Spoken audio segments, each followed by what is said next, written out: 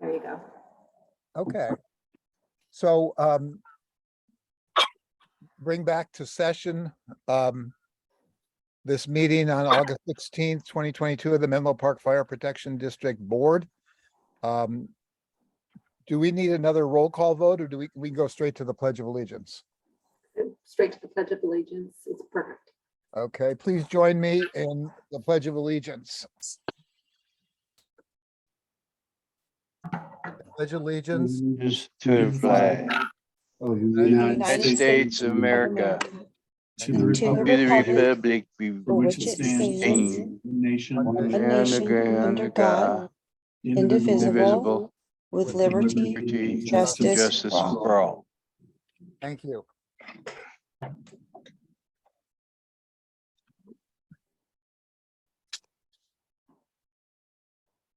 We had a closed session of the board meeting at 6 o'clock, during which time we did an evaluation of the chief as called for under our new contract with him.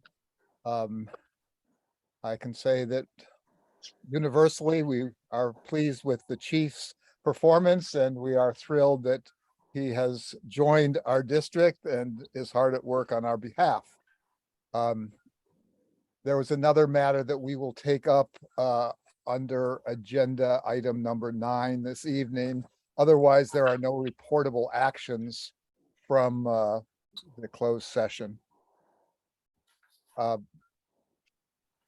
Public comment number 2. This is for items that are not on the agenda, I believe.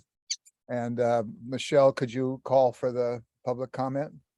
Yes, if anybody has a public comment, please use the raise hand feature or press *9 if you called in. Last call for public comment. And seeing none, Director Bernstein, you may continue. Okay, we're going to go to a presentation of the district's draft fund balance policy. And I'm not sure if the chief is going to introduce this or Francine. Is that you, Chief, that's going to introduce it? I'll introduce it, and assuming we have Bill Zanoni and Long Lamb ready for it, I'll tee it up for them and then hand it over. This is something that we reviewed at the Finance Committee earlier this month, I should say, and we brought along our outside consultant, Bill Zanoni, to explain some of the changes that were made to that. And the Finance Committee in general agreed with everything, but thought it would be valuable to share all of this information with the board for the sake of transparency. So with that, I see Bill's on. I will tee it up to you, Bill. Thank you for coming tonight. Thank you. Good evening. I am Bill Zanoni with Municipal Resource Group. We were asked by the district earlier this year to work with staff to review several of your financial policies, including the fund balance or reserve policy. I've personally been working closely with Long Lamb over the last several months to review the current policy and make recommended adjustments to that policy for your consideration based upon both best practices and governmental reporting requirements. So what is in your packet is a red line version of the draft policy. Maybe we can just start by just talking about why you need a reserve policy.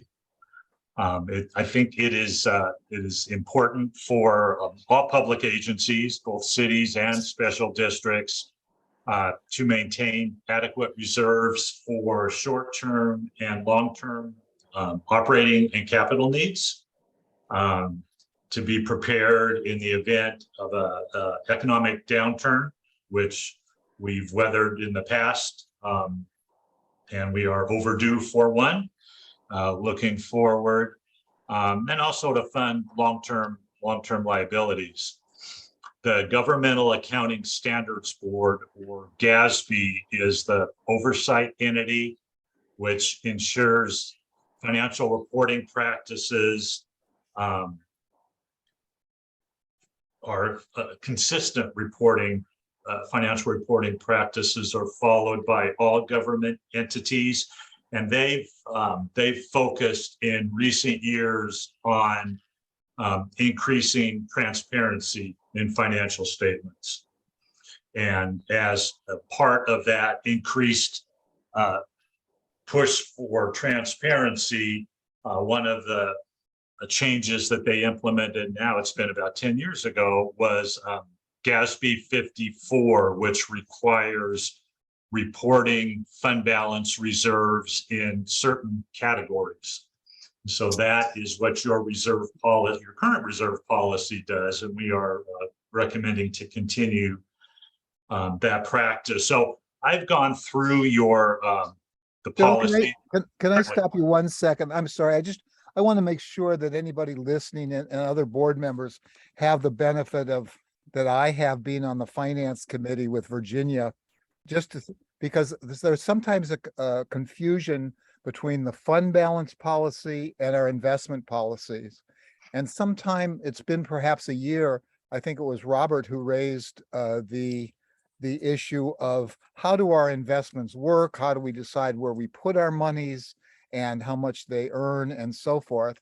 And the finance committee did promise a report to the board about that and has not yet gotten to that. So where we invest our monies and how much risk we take and so forth is an entirely separate matter.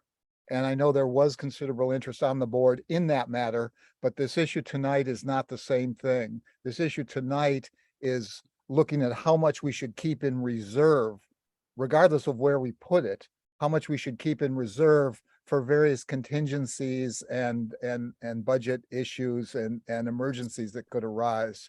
So I just want to make sure that people who aren't talking about this month in and month out are aware of your focus is simply on the reserves, not where the money actually resides. That's correct. What this policy focuses on is the city's reserve funds, how much those reserve funds should be, and how they are reported or how they're classified. Okay. So the board last reviewed, last approved a reserve policy, or a fund balance policy is what you called it, in June of 2021. And that was a fairly comprehensive document that was provided a policy for the 21-22 fiscal year. So we've gone through that year. We're in 22-23 right now. So it is a good practice to review your fiscal policies on an annual basis. The policy that you adopted last year was, I believe, a fairly good document. It was pretty comprehensive. We're not recommending significant changes to that document. A lot of what's in here, if you look at the red line, there's a lot of red on these pages, but most of that is just wordsmithing and reformatting. So I think overall the policy that you had was a good policy. It was comprehensive. It covered most of your bases. And so what I thought we could do is just kind of walk through the significant changes, and then you can stop me along the way if there are any questions. And the first page of the document, if you have that in front of you, we talk about the purpose of the policy, which I just described. The scope, we just added a sentence to the bottom of that section that says that this policy applies to all district funds. The next section of the policy discusses the 4 major funds that the district currently uses for financial reporting, and that's the general fund, capital improvement projects fund, your FEMA, Federal Emergency Management Agency fund, and a debt service fund.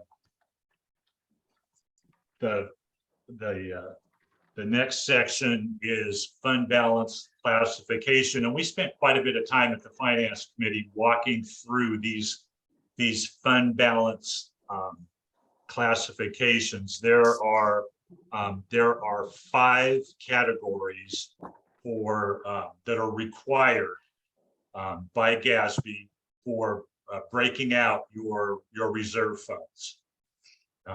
And those 5 categories are explained in this section. They are non-spendable, which is not a large dollar amount. I think in your case, it's just under 6.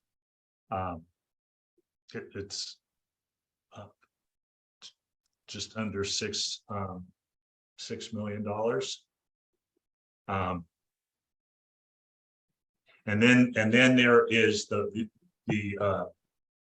restricted, committed, assigned, and unassigned. And we went through each of those in a fair amount of detail with the Finance Committee. Restricted reserves or restricted fund balance are funds that can only be spent for a specific purpose, and that is governed by an outside entity, whether it be an external service provider or external legislation outside of the district. Committed reserves are funds that the board has taken formal action to set aside, and those funds can only be used for the purpose that the board has formally by resolution designated. If there's to be a change to the use of those funds, it can only be done by formal action of your body. The next category is assigned. That is those funds that have intended purposes, but they're not legally designated by outside entities, or they're not formally designated by the board. And then the last category applies only to the general fund, and that's unassigned. And that is everything that doesn't fall into one of the other categories. So we haven't made any changes to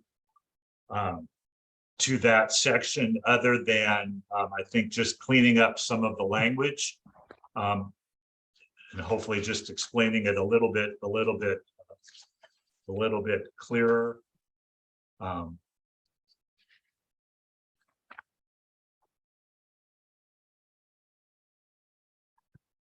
The major change, I think, in this document, there was a table in your original document that showed, or in your document from last year, that, and that is on,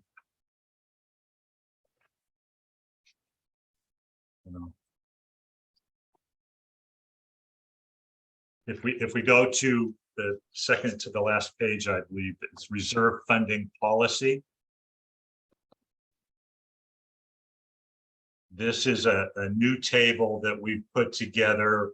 We've just pulled information that was kind of scattered throughout your other policy and just put it in one place. So this identifies all of your various reserves, breaks it out by the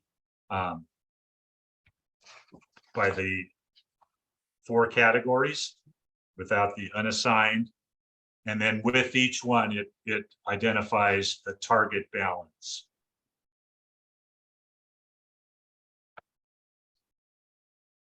Bill, can you get us on the, oh, I see. It's on on our page 18 of, well, Page let's see, 18 of it our is packet. on.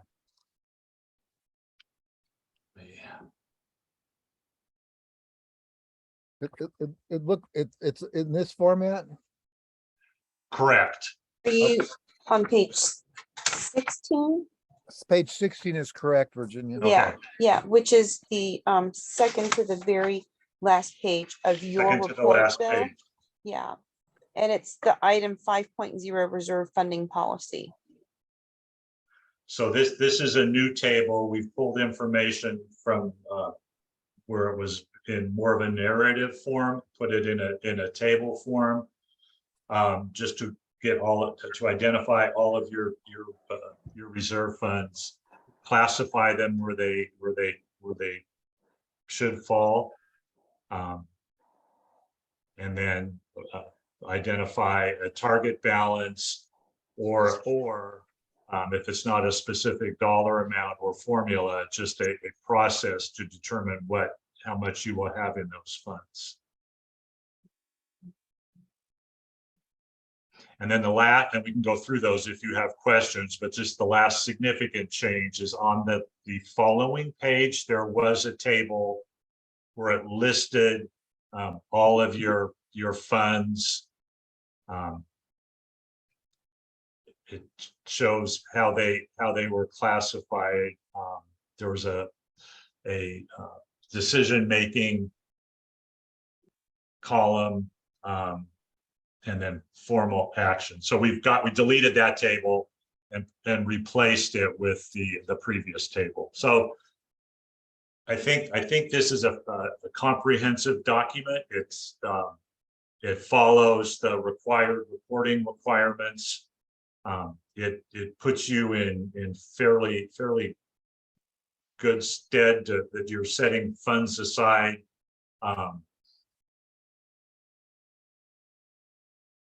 to build up reserves for operating capital and future liability costs. And with that, I'd be happy to answer any questions.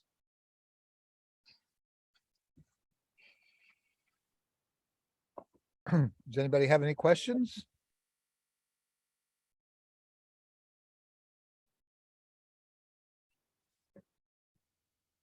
Just a formatting question.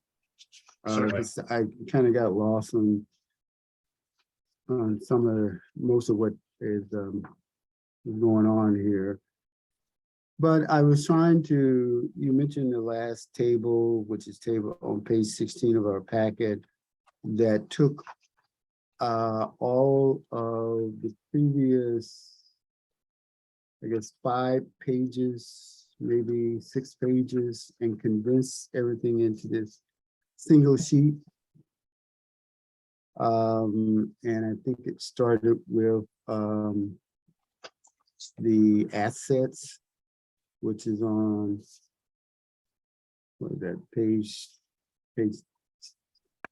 committed. Now I'm trying to get it.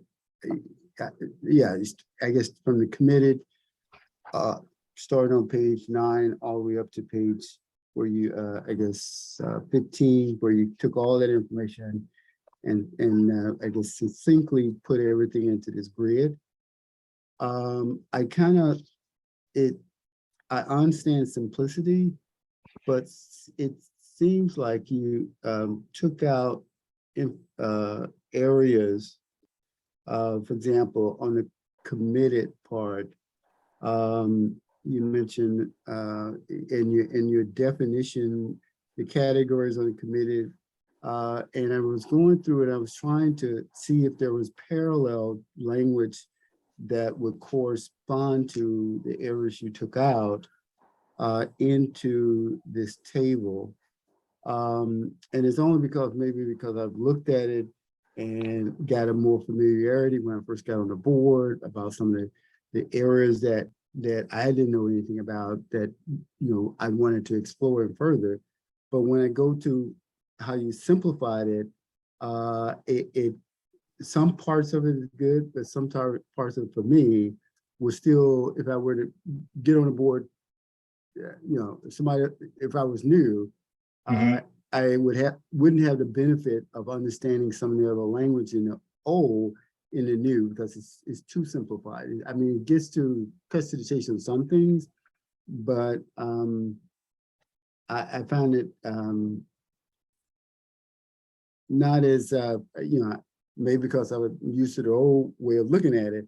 I find that there were some things that maybe cut out that could not, maybe I could have gotten wouldn't get all of the understanding of what that category is trying to say. Sure. If that makes any sense. It does. These categories that are in the proposed policy match up or align with your financial statements.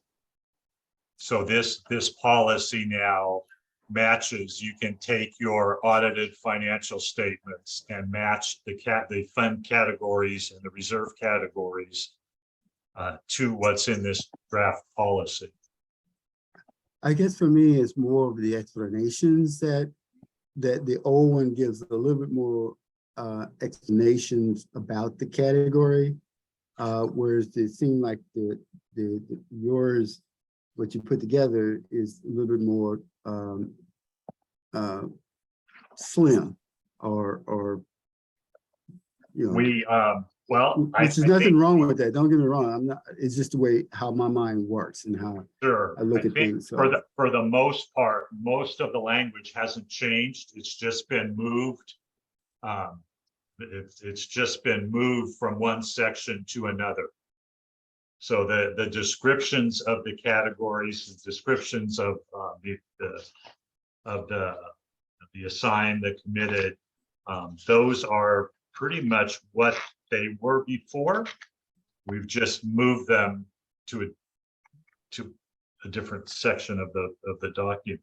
Yeah, let me give you an example, Sure. just a brief example. Mhm. I'm looking under the assigned fund balance, which is on page 15 of our document. And then I'm looking at where it says general services.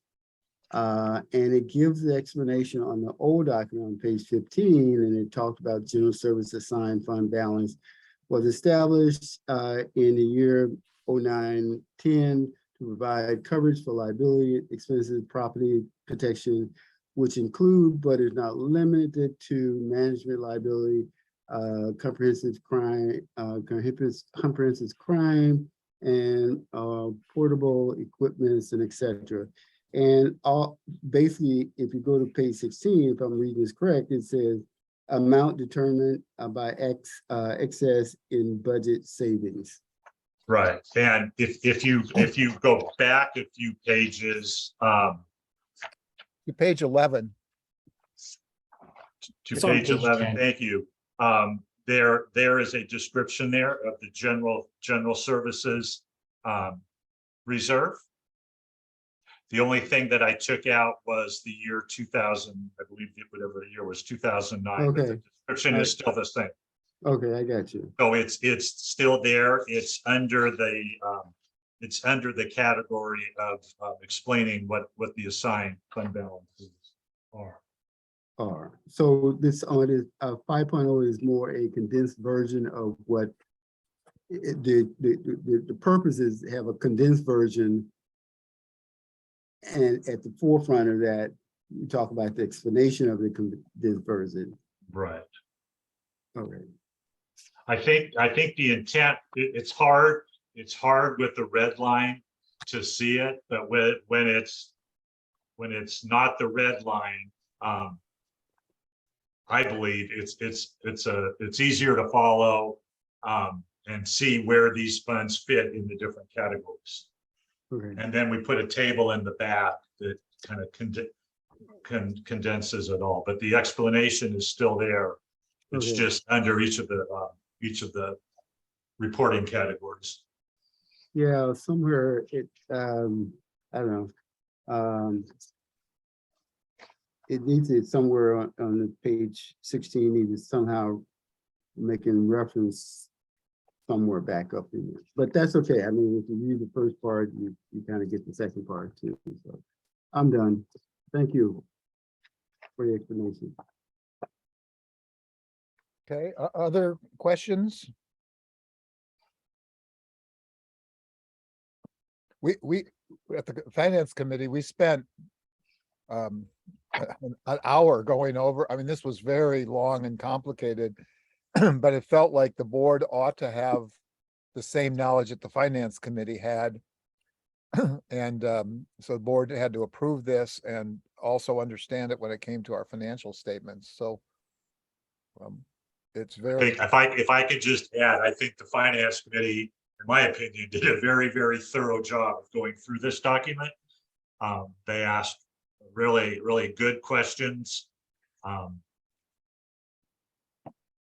think they did an excellent job of reviewing this. Thank you, Bob. Thank you, Bill. You did a great job explaining, what we were looking at and, how we could make the document more efficient, I guess, in its layout. So thank you. And I believe if I could just also add one more thing, I think Long deserves a lot of the credit for this as well, Yes. because he definitely put his mark on this, and there was a lot of going back and forth with edits and changes. So this is certainly Long's document as well as what I worked on. Yeah, thank you so much, Long, for sure.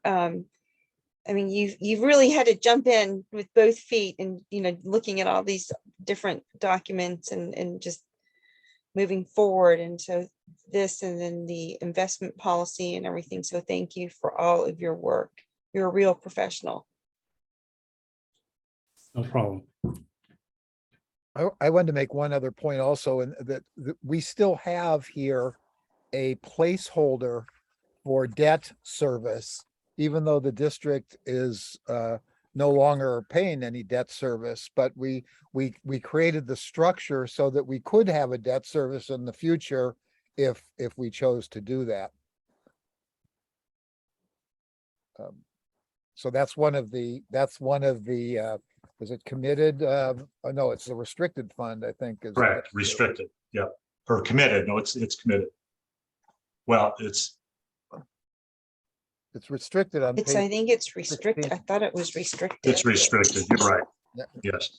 And it's for very again, specific use. on our balance sheet, it will show 0. 0. Okay. Thank you, Bill. Any last questions for?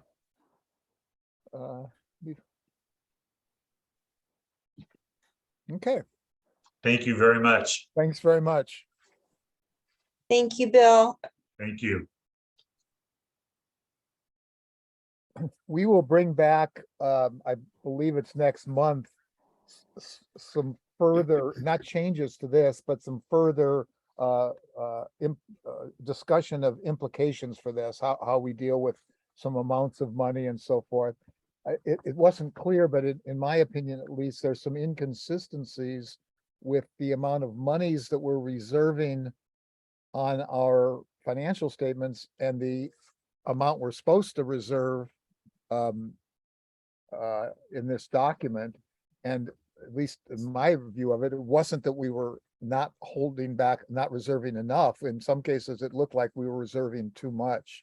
So in any case, it just made sense for us to get the numbers now to correspond to the policies. So that's the next stage of what we want to look at and bring back to the board.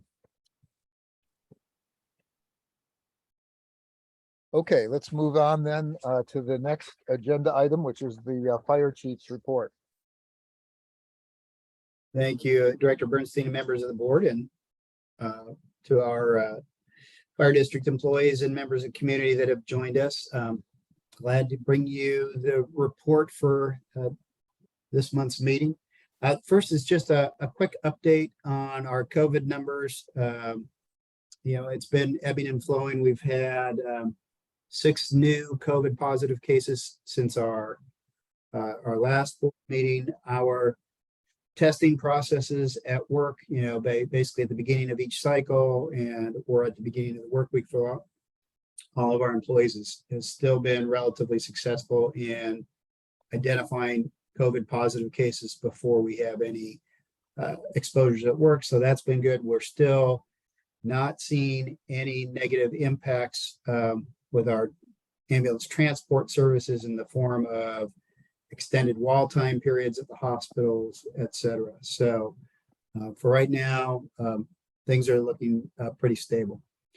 Some other items to report. I think there was some pretty widespread participation in our district-wide National Night Out. That's a law enforcement sponsored event. We had broad engine company support and a number of our staff members going around. I know that was right after our finance committee meeting from whatever day that was. So my time visiting those sites was limited, but it was really wonderful to see the community come out and connect with each other and law enforcement and other first responders.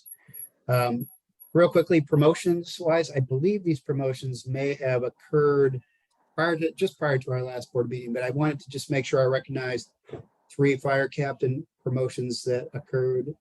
That was Joe Wallace, Dave Bragg, and Mike Lemos, have all been permanently promoted to fire captain. So really exciting news for us. We also had what is very interesting in the midst of fire season. We had a request for OES to deploy and pre-position our OES Swiftwater rescue team. It's a 14-member Swiftwater crew. They were deployed to the Lake Tahoe area in anticipation of some significant rains that were going to come through and affect areas of the burn scars of, it was I believe the Dixie fires and the Caldor fires. So OES has funding through the governor's office of $25 million per year to pre-position resources for all risk incidents. And so this is a fully reimbursed event. Our folks went up there. There was, trying to remember where they ended up staging, and there were some minor damages up there, but they got released pretty quickly after the storms came through. But it was a kind of a good drill for us for deployment and getting folks ready. And fortunately, I will say they were not put to really active use. Finance manager recruitment is ongoing. Francine and I did selection interviews today with 4 candidates, really solid group of people. So hopefully we will be reporting back to you in short order with some success on that, and hopefully identifying some timelines for onboarding of a new member of our family and fiscal staff. I had a meeting with our new Menlo Park city manager, Justin Murphy. New in that he had been the interim, and he's been a long-standing employee with the city of Menlo Park. Chatted about a variety of issues, a joint meeting, which I will leave to Director Corrali for her report out.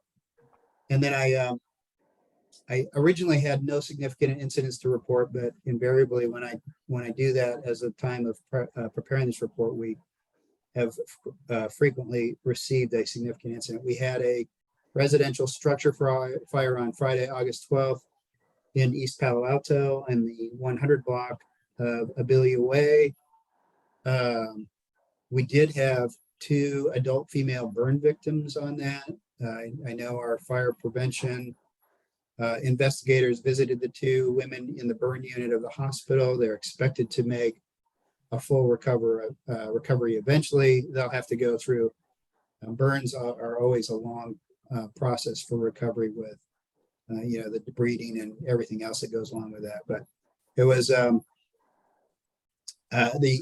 the cause is still under investigation, so I won't comment on that, but it was a successfully run and managed fire, and patient care on that was exceptional. We sent our firefighter medics accompanying the victims to the burn unit. The one other item that I actually pulled out of the report and put on the agenda, similar to the ERAF discussion that we had in the past, because it could cause some conversation from the board, was just, I put the item on there. It's the city of Menlo Park's rezoning measure and some potential impacts.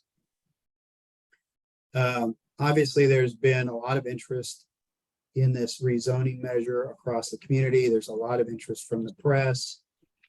I have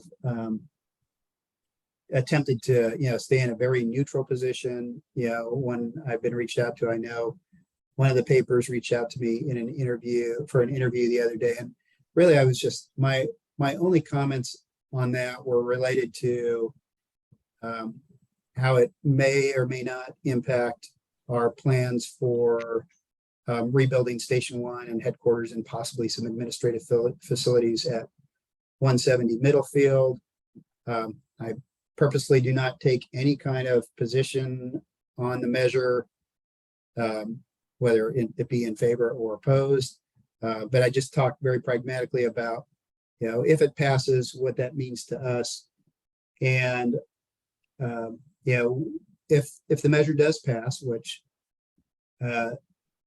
it sounds like it's, potentially likely, then we'll have to go through a process that's put forth by the voters. And that would be potentially, assuming we can get some conceptual designs done in time, we would, I believe, put it before the city, and they would kind of ferry it through next November's ballot, on the regular ballot, to get a vote of the community of Menlo Park, the people that live within the city, to vote for rezoning of our parcel there and the additional parcel that we purchased from trying to remember what the name of that was. Seminary, St. Thank you. Patrick's. Seminary. I was blanking on that word, seminary.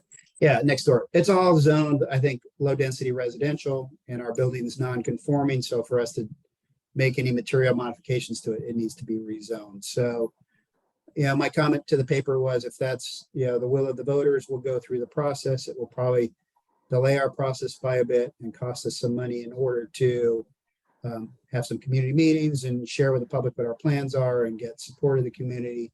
But that would be the process. So that's really the impacts to us. My gut feeling would be, we're not proposing high density housing there, but a replacement of the station that I would imagine we could garner pretty broad support of the community members of Menlo Park in support of building a more robust, modern facility, along with some training facilities and some offices. That was really the comment that I had on that. And like I said, I pulled it off of my chief's report and put it on the face of the agenda in case there was any comments from the board. With that, I'm happy to answer any questions on the chief's report. And if there aren't any, that concludes the chief's report for this month's agenda. Okay, questions from the board members? Yep, Chuck. Yes, go ahead, Rob. Thank you, Chuck. Chief, I know this was way before you had taken over as chief, but when we had built Station 6, which is downtown Menlo Park, it had taken us almost 7 years to go through the city process in order to get not only the plans approved, but to break ground. And we had issues with a size issue. We ended up buying the house in the rear of the original Station 6. And it took us, like I said, about 7 years. So that was dealing with the city itself. And, with this ballot measure, it would go on the ballot that the same year that it's represented. So if it's going to save us time with the ballot measure, it may, but definitely dealing with the city in the past, as we have back in 2017, it took 7 years for us to break ground for Station 6. So if the measure is on the ballot, it may be faster for us than if we have to deal with the city as we had in the past. In fact, your previous predecessor said it's easier to deal with East Palo Alto and the county than it is with Menlo Park dealing with planning and zoning issues. So I just want to throw that out there, is that, just because it's going to be on the ballot and it may put us back a year, the past that we've had where we've had to go through the city, it almost took us 7 years to break ground. So I just want to bring that up. Thank you, Chief. Thank you. I'm going to add to that. Rob brought up a really good point, but there was also that other ballot measure, Measure M, that they were going through at that time as well. That, I mean, it Right, took yeah. so long that that property where Station 6 is currently on was, I think, zoned PF, and then the property behind it, the Hoover House, was zoned single family, or I think is it R1.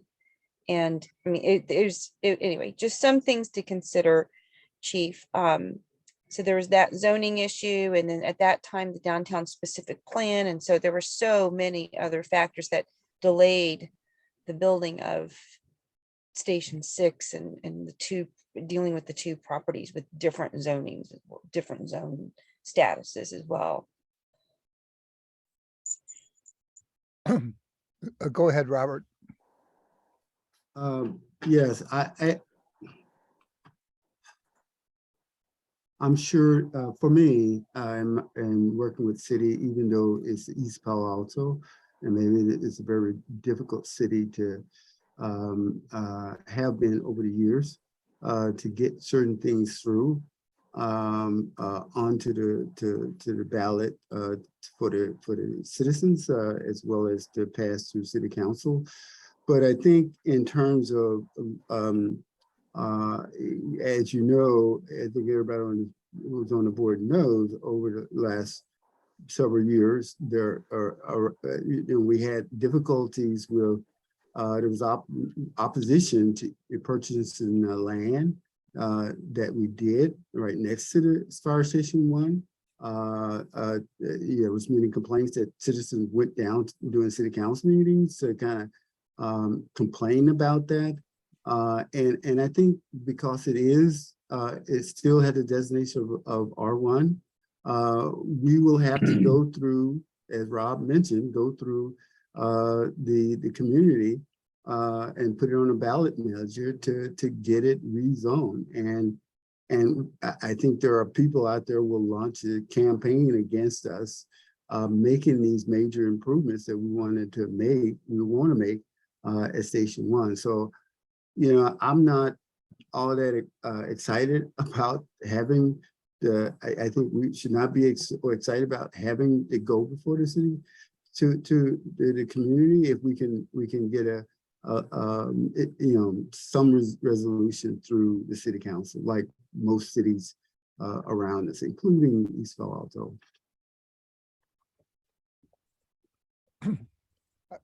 Let me add something also to that same area, and that is that Chief, we probably do need to get some assistance here in planning what we're doing, because when you have two separate properties, you typically want to go through some sort of lot line adjustment process to turn them into one property. Otherwise, you have separate setbacks for each property, and you can't build you can't build a continuous facility on that. And I think that was part of what happened with the property in Menlo Park, is they had two kinds of zoning, and they were contiguous properties, but they didn't have the same zoning and so forth. So I think we need some professional assistance aside from the whole issue of the initiative and referendum and so forth. I had several questions. I want to make sure everybody else has had a chance. Chuck, one last thing on the last thing you just got to talk about, the adjustment. What I do know in development that when you go before the planning commission, you make that recommendation in your documentation to the planning commission for these type of improvements. So it's done all at once administratively. The question really become if it's no longer in the hands of the city and any approval of zoning, and it has to go before the community, we will have at least two. We would have to go before at least two to the community twice, if not more, and get their approval on that particular those changes. Especially when you start talking about changing from one zoning designation to another. And as far as I understand about this initiative, to change the designation from R1 to something else, we had to go before the public and the voters to get their up or down on it. And if we then, once we change it to a designation, then to go back and get our project approved, that seemed like another step that we would have to take towards going to the general population to get that project approved, the other aspect of the project. Right, and at this point, it's totally unclear what the procedure would be. Would you go to the planning commission first and send them second, or vice versa? None of those rules or anything are known at this time. So yeah, you make a really good point that it's a complicated thing, so we need to get prepared for it. Chuck? Yes, Rob. Yeah, when we're talking specifically about the ballot that's going to be, if it does pass, to be the rule involving these situations, it reads as follows. The initiative on the ballot is to decide who makes the final decisions on zoning properties in Menlo Park.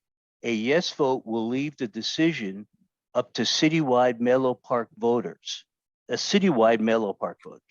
A no vote leaves the decision up to just the 5 members of the Menlo Park City Council. A citywide vote reflects the will of all voters. It is hard to believe 5 council members representing 5 different districts can make non-biased zoning decisions regarding their districts. So it basically, Robert brings up a great point of what the procedure is going to be. But when we're looking specifically as to what the ballot says, that's what it says. It says the final decision will be up to the communities itself. So I think that's, at this point, that's the issue at hand. And Robert brings up great, does it go in front of planning? Does planning have do they do an EIR? And then it goes to the voters on a ballot. They haven't really specifically put the procedure. So, Robert makes a good point, Chuck. Thank you. Okay. Chief, let me ask you about a couple of the other things. I want to ask about the fire captains. What could you explain the 3 new fire captains? Are they replacing old fire captains, or have they been acting fire captains and it just became permanent? That's a great question. So those are 3 fire captains that have been in active roles, and this goes back to the item in our budget where we changed the classification from 3 firefighters to 3 fire captains to recognize the permanent staffing of fire captains on the rescue units. So that was something that was done during our budget hearings, no new allocations, but it basically gave the supervision permanency on the rescue. So that created 3 new fire captain positions and eliminated 3 old firefighter positions. So it was a wash in net positions.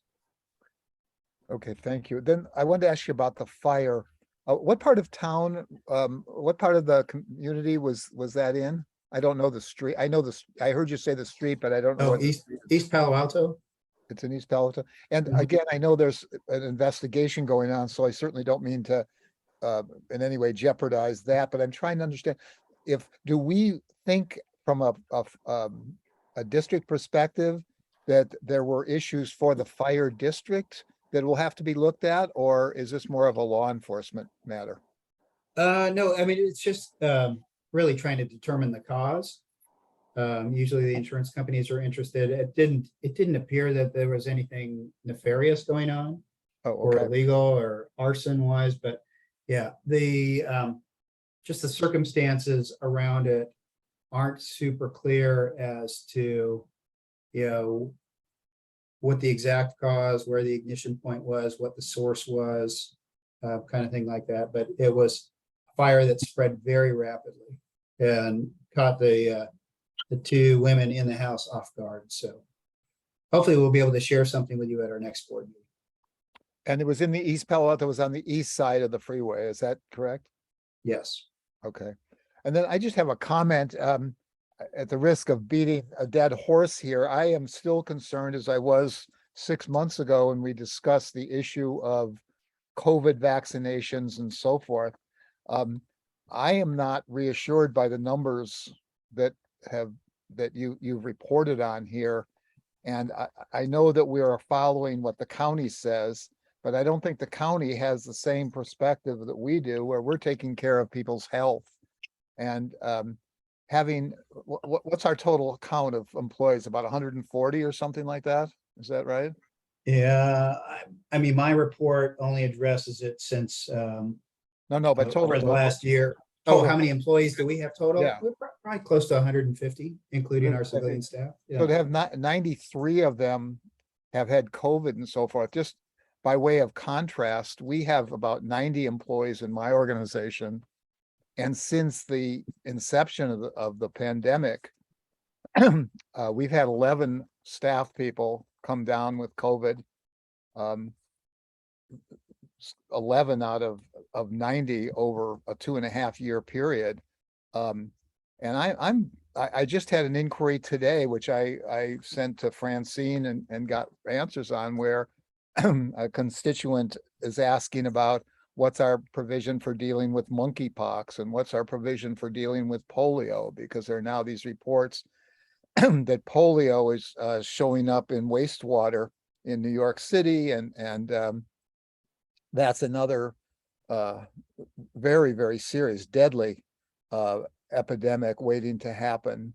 And the thought that our firefighters, particularly our paramedics, could spread disease and so forth to our the people we serve just bothers me greatly. And I know the board did not want to do anything more than what the county was doing, but the county is not a health agency, and we are a health services agency. And I hope that in the future we can revisit our look at that. I just think that we, particularly with the kind of people that our paramedics serve, which tend to be the older people in our population, there's more vulnerability. These are also people with other health issues, which is why they're interacting with our paramedics. And to think that they could be infected, but not, the testing wouldn't even show that. And the kind of testing that we're doing, we're seeing 2 and 3 day delays from the time somebody's actually infected and contagious to the time it's showing up on a test. The tests just are not very good right now for the new variant of COVID. So I would hope we could revisit that and perhaps have tighter rules than what the county is doing in terms of our firefighters. So I just want to make that comment and look for support from other board members in the future on that issue. Robert, please go ahead. Last kind of question, Chief, if I may. Sure. It's mainly an exploration question, following up on the COVID. Do we know out of, well, the 93 cases that we have experienced so far, do you have an idea of where the individuals, what station, how many are at like station 1, how many have came up at station 2, and so forth, even the administration building, how many showed up in the administration? Do you have an idea how those 93 are spread out within the different silos that we have as an institution? I don't off the top of my head. My guess is that I can check with Melanie and get back to you with an answer next month to see how it's kind of stratified throughout our agency.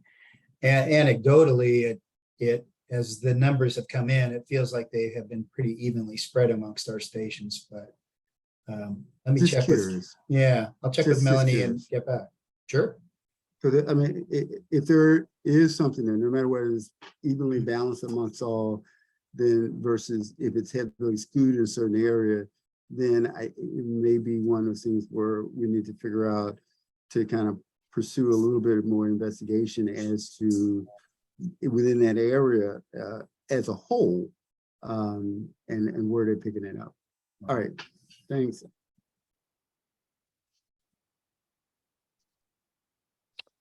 Okay, other questions on the chief's report? I can't see everybody on my screen, so if anybody's hand is up, please speak out. If not, let's move on to the item 3. Any other? Okay, let's move to item 3 then, please. It's the consent calendar. This is the consent calendar, so it's items 3 through, I'm sorry, 5. 3 through 5, thank you. Yeah, so I'll make a motion to approve the consent calendar. I'll second. Okay, moved by Virginia, seconded by Rob, to approve the consent calendar items 3 through 5. Anybody like to pull in any of these off for whole discussion?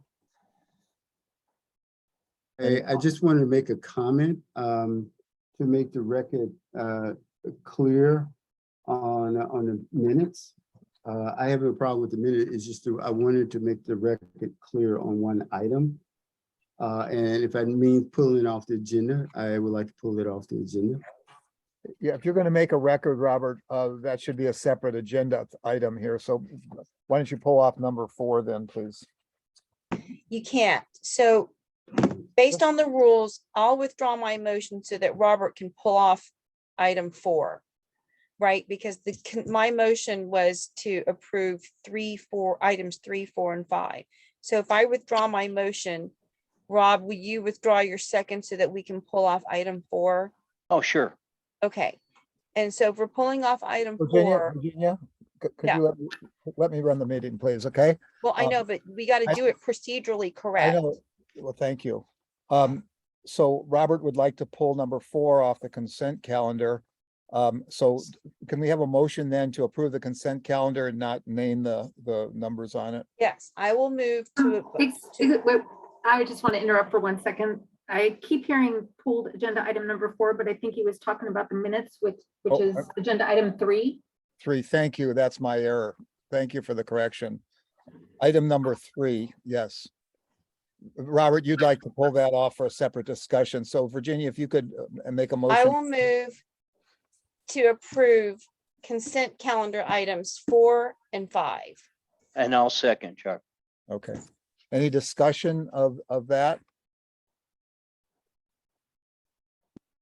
I failed to do this with the report of the fire chief, and I apologize, but let me ask if there's any comment from the public about either of the items 4 and 5 that remain on the consent calendar. Any comment? Anyone that has a public comment, please use the raise hand feature or press *9 if you called in. And I see none.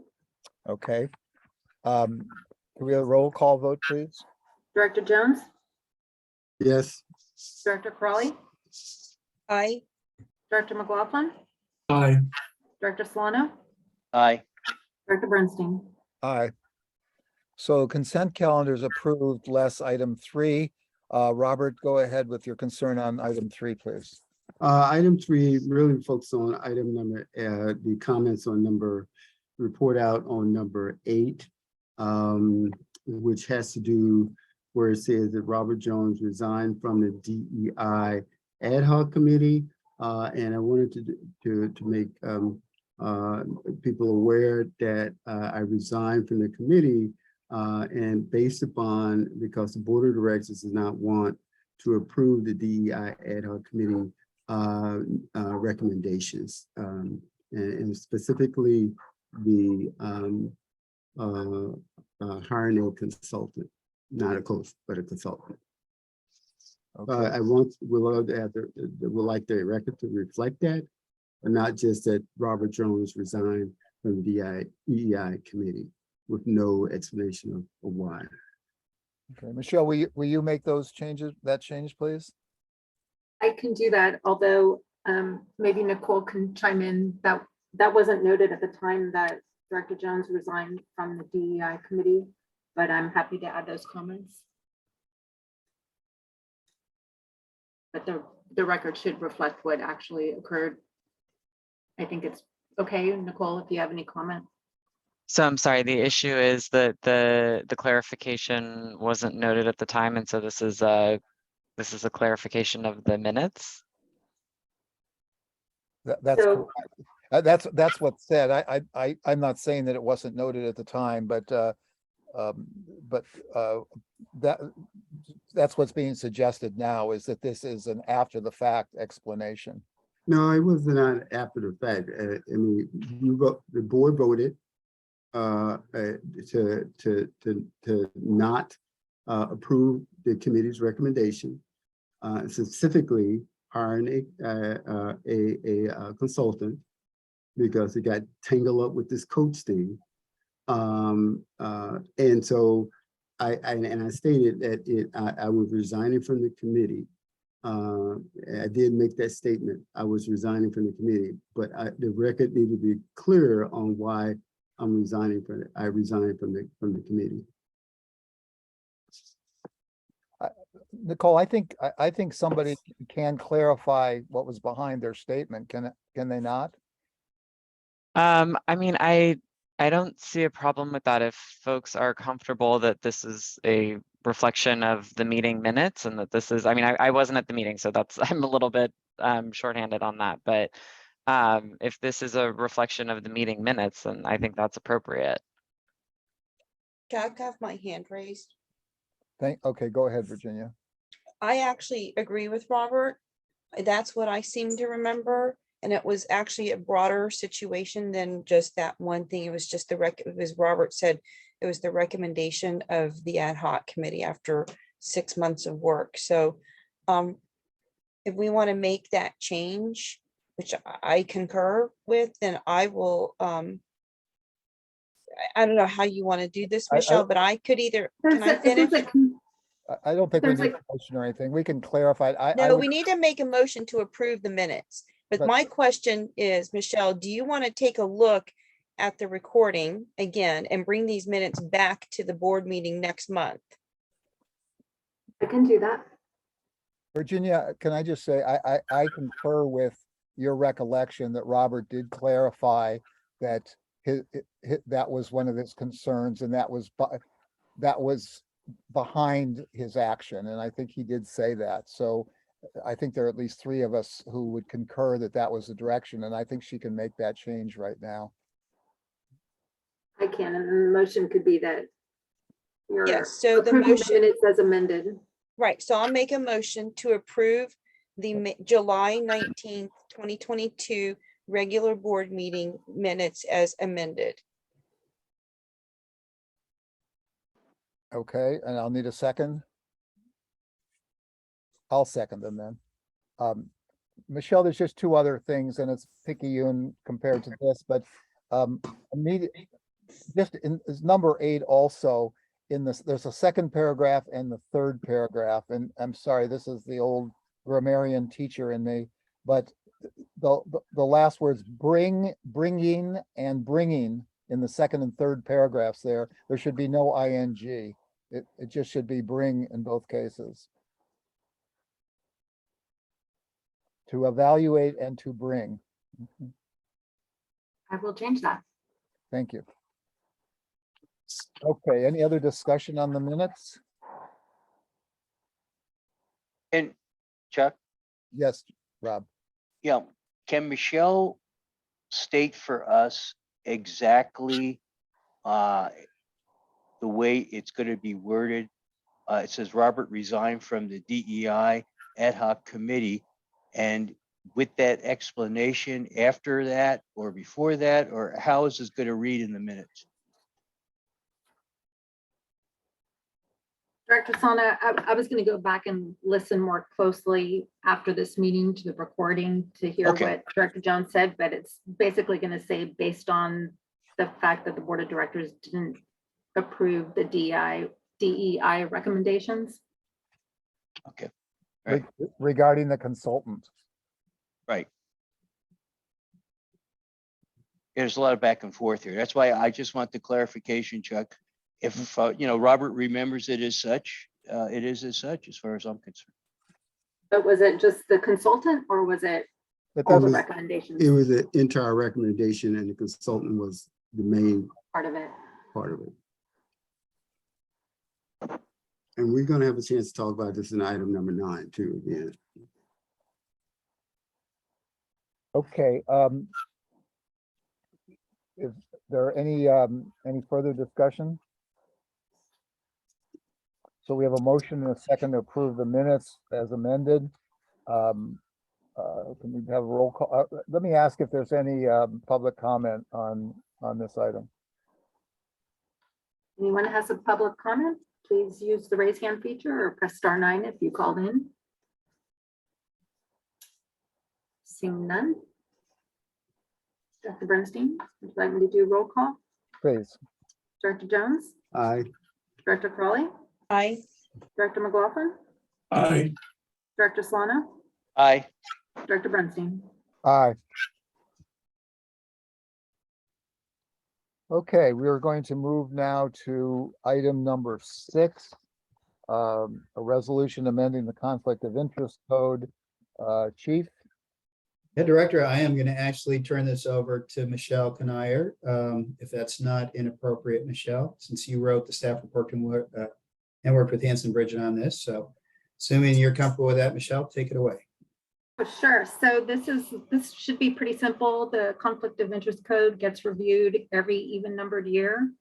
So to ensure it's up to date and meets legal requirements. And the only recommendation was based really on the approved budget and full-time equivalent personnel listing specifically. A couple positions changed. We deleted the position of administrative services manager and added the position of administrative services director and finance manager. So those 2 new positions will need to report their statement of economic interests, and we'll have to delete the administrative services manager position. So that's the only change that's being recommended. And once you approve that, then we have completed our, well, I'll have to do some administrative work, but we'll complete our responsibility to review the conflict of interest code. thank you, Michelle. Virginia, you have a hand up? Go ahead, please. Oh, I was just gonna move that we adopt the resolution to amend the conflict of interest code and thank Michelle for working on this. Thank you. The second? Second. Okay, Robert seconded. Discussion, board. No discussion. Like to invite the public to speak on this item. If anybody has any comment? Anybody has public comment, please use the raise hand feature, or you can press *9 if you called in. And seeing none, Director Bernstein, would you like me to do a roll call vote? Please proceed. Director Jones, Aye.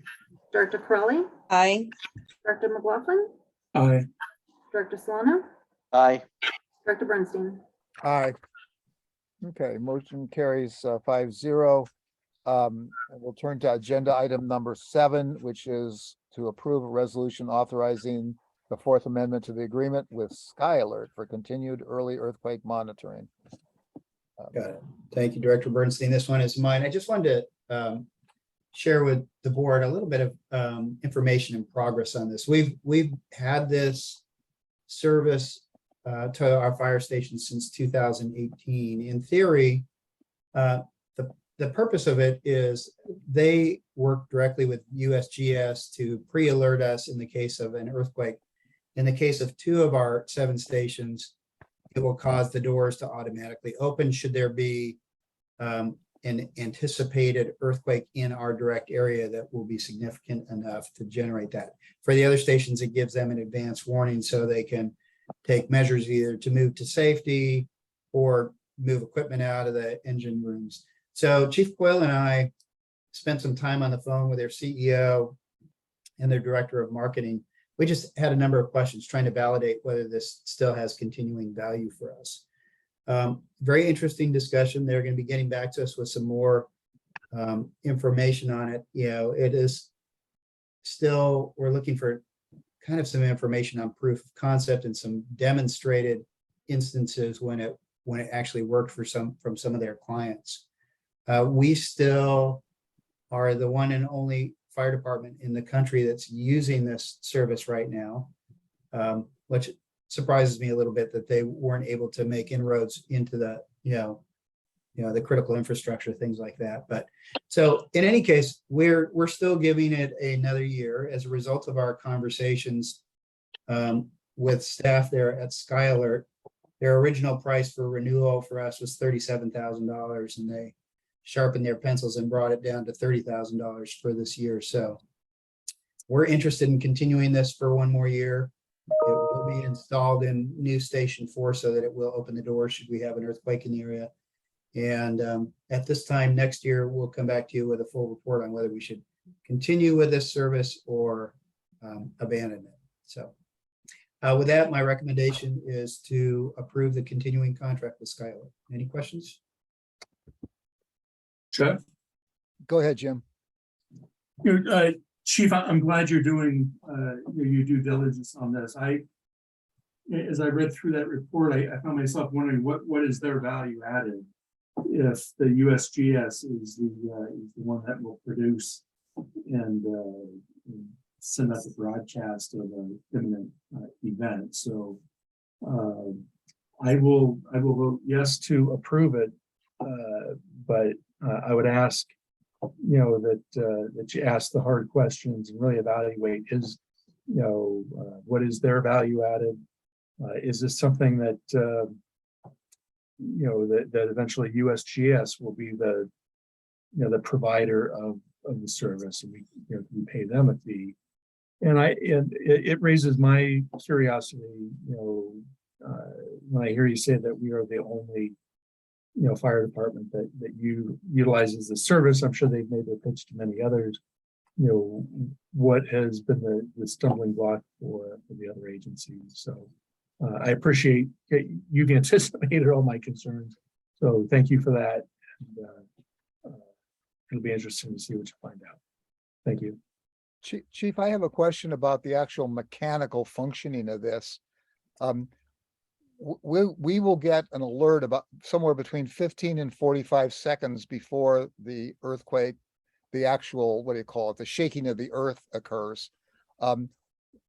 Who sends the signal to the doors to open up the doors of the fire station? Is that Sky Alert or is that USGS, or who does that? It's Sky Alert. So Sky Alert has a direct line, and I don't understand all the inner workings of it. I'm sure it's probably proprietary, they would claim. But yeah, they have a direct line, so it's almost instantaneous notification to Sky Alert. They're connected with USGS. Sky Alert has all of the infrastructure to then send, I'm assuming it's a wireless signal, to locations that subscribe to them and have their equipment, which will do one of two things: activate something. I know for the utilities and the gas companies are very interested. It's a valve, right? So they can close off a valve in anticipation of an earthquake so they don't have widespread gas leaks. In our case, at 5 of our stations, it triggers an alert, just an audible alert. And at 2 of the stations, it triggers the alert and the opening of the garage doors. Beyond that, the mechanics of how it actually happens, I'm not sure, but there are readily available apps that even private citizens can download. That's like a shake alert, through Cal OES sponsors that. There's lots of ways where people can be notified, but this one, in theory, can actually actuate some kind of mechanical devices that might minimize the damage or create opportunities. Like in our case, if the doors are non-functional, for us to be able to get out of the fire stations. But Well, conceptually, it sounds like a really great idea. We're just trying to, now that it's been around for a while, to actually look for success stories that might, translate into value for us. Obviously, we're not going to see them in any other fire department since they don't exist. So we're trying to figure out with hospitals or utilities or other facilities how what they've experienced might have similar benefits to us.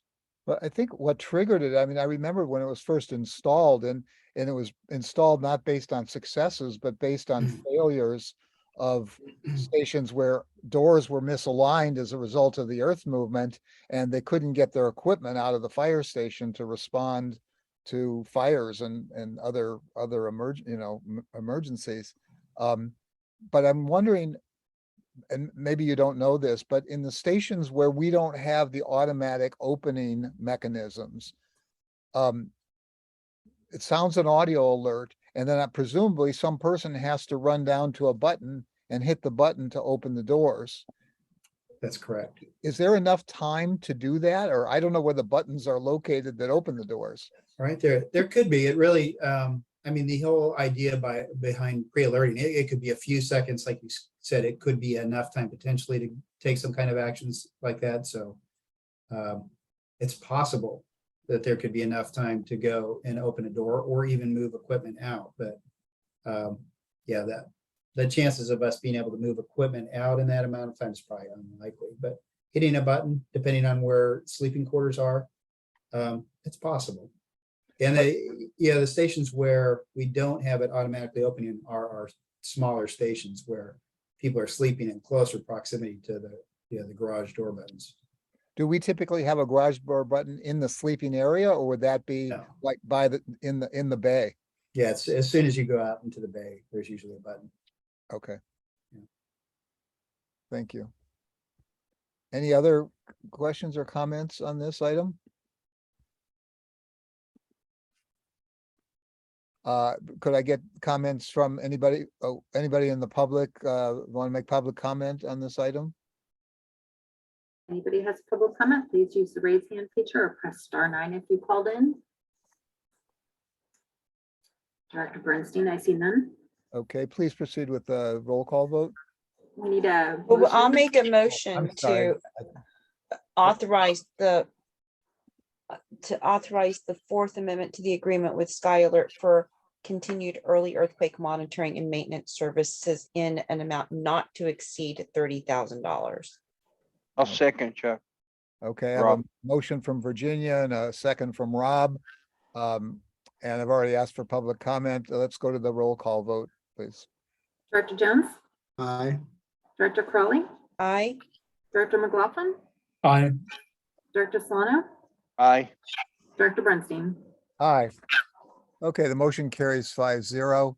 We'll move to item number 8, which is approving the Second Amendment to the employment agreement for the fire chief. And Nicole, you are going to present this, I believe.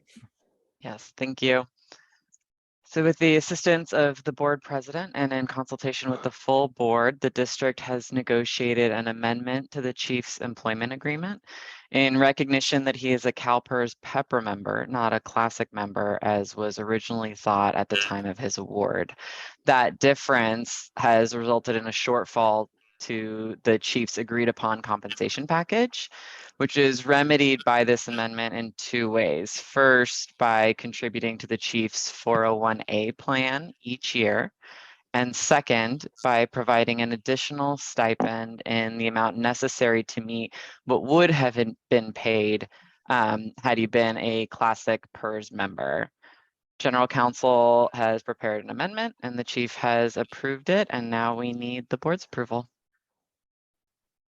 Okay, I'd just like to note for anybody observing the board meeting that this is not an increase to the chief's compensation. It is simply a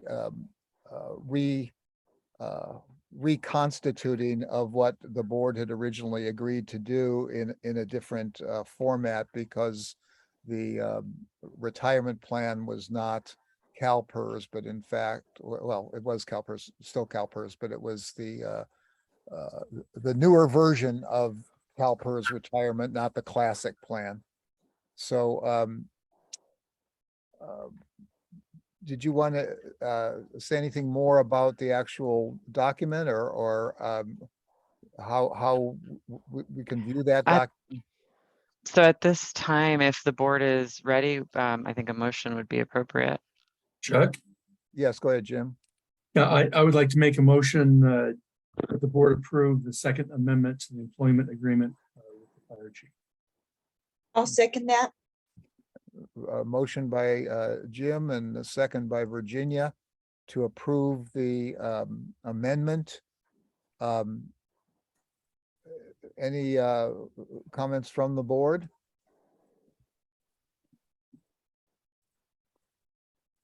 Just for the sake of transparency, Nicole, you said this would be posted somewhere. Where, this will be on the website? Actually, Michelle, maybe you could clarify that. Is that right? Is the chief's employment agreement on the website? It currently is, so I assume this amendment would also Right. be added to the Thank you. website. Thank you. Yes, that's right. Okay, so if either the press or an individual were interested, they could find it there. Rob, did I see your hand up or, No, Chuck. okay, I'm I sorry. just raised my hands. There's sort of too many people on my screen. It's hard to be. Okay. Any comments from any board members? Well, then I'll go to the public comment. If anybody has any comment on this amendment, question or concern. Well, I see none, and there are none that you see, Michelle? I don't see any hands raised now. Okay. Can we proceed to the roll call vote, please? Director Jones? Director Aye. Oh, there we go. Aye. Thank you. Thank you. Director Crawley? Aye. Director McLaughlin? Aye. Director Solano? Aye. Director Bernstein? Aye. Okay, so the amendment is approved 5-0. And we'll move then to item 9, which is the discussion of the next step, if any, of our diversity, equity, and inclusion ad hoc committee. I laid after the agenda packet was sent to the directors, I sent out a 1-page memo outlining the issues, or what was involved here. So let me just say it in my own words again, and not to repeat what was in the memo, but just for the sake of anyone from the public listening to this, we're at kind of a point of inflection on our committee work. The DEI committee has been working for 6 months, a little bit longer, on addressing issues that were suspected to be kind of ingrained into our system, and helping to identify that. The committee worked on definitions of what we were trying to accomplish and what some of the terms meant. We talked about various potential areas to take a look at. And the one that emerged as the most important, I think, related to our employment practices. And at our last meeting, we had a report from our HR director, who outlined statistical information about the demographics of our workforce compared to the demographics of our communities. There was also kind of some case histories that showed how we had done in terms of trying to hire certain positions, and at what point people dropped out of the process or no longer were considered in the process. And there was also some discussion of various ways to remedy what was perceived to be some shortfalls in the process. The committee, the board voted to, in a sense, continue these efforts. The staff had indicated that they were mobilized and ready to implement many of the things that had been proposed. And I think the board voted 5-0 to go forward with this. It was at that point, and this was the issue Robert Jones was referring to a few minutes ago when he was amending the minutes. He announced that he wanted to resign from the committee. I had said that I hoped that he would reconsider, and that I promised to talk to him in the interim between the two meetings. I then, I did communicate with him last week, and he reiterated his intent to resign. So that's where things stand now. The question is, we've kind of reached a point where I think this was the end of phase one of this work insofar as we identified programs, we identified some we identified some problems, we identified some potential solutions to the problems, and I think that we had data to see where we had some issues that we felt should be remedied. And it appeared that at the very top leadership of the district was committed to making some changes and proposing some new procedures and so forth to address these issues. And the committee had voted to, or not voted, excuse me, the committee had recommended that we hire a consultant to participate in the process on an ongoing basis. The majority of the board did not agree that this was the right time for that. Although the chief indicated that if we needed consulting resources, that his spending approval was such that he was prepared and able to hire those resources if and when they were needed. And so that's kind of where we left it. There were some issues that were not addressed yet, and perhaps not in the foreseeable future either, but those issues included perhaps some issues involving how we distribute our services to the public. There were also issues of how we distribute our contracts to various vendors. And we did not at all look into those or any other issues other than just the employment aspects. So we're at the point without the chair of the committee wanting to continue. It's not clear that there are other board members that would like to carry this work on at this point.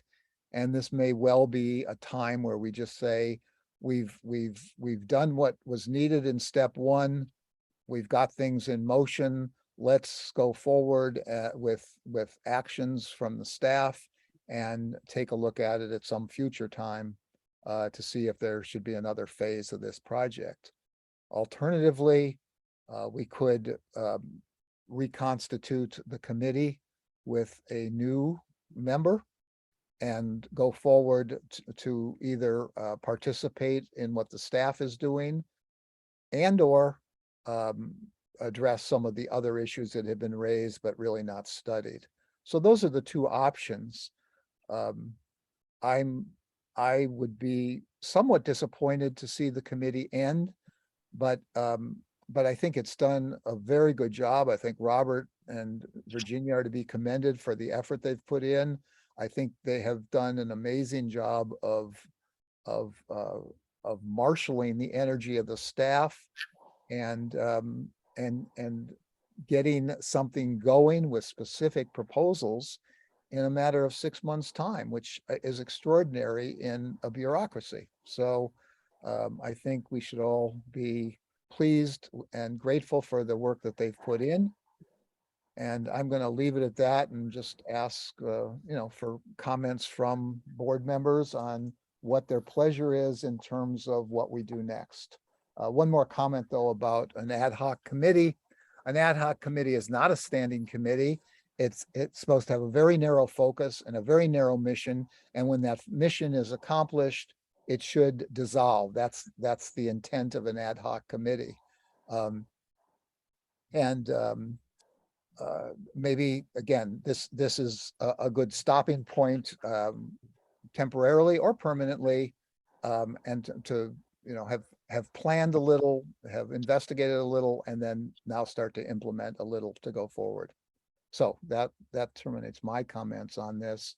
Let me ask other board members if they have comments or would like to propose next steps or what your will is in terms of the future here.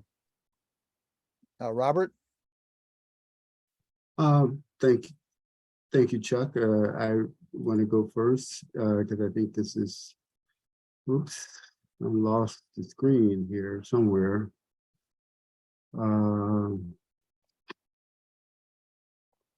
Okay, oh yeah, I lost it there for a minute. I'm trying to, there's a lot to say, you unpacked a lot, and I'm not going to spend 20 minutes or 5 minutes. I'm just trying to take a little bit of your time to try to explain once again where we are. I got your email, one you sent out to the board a couple hours ago. And it concerns, that email concerns me like the other emails. Only communication we have really had is through email and text.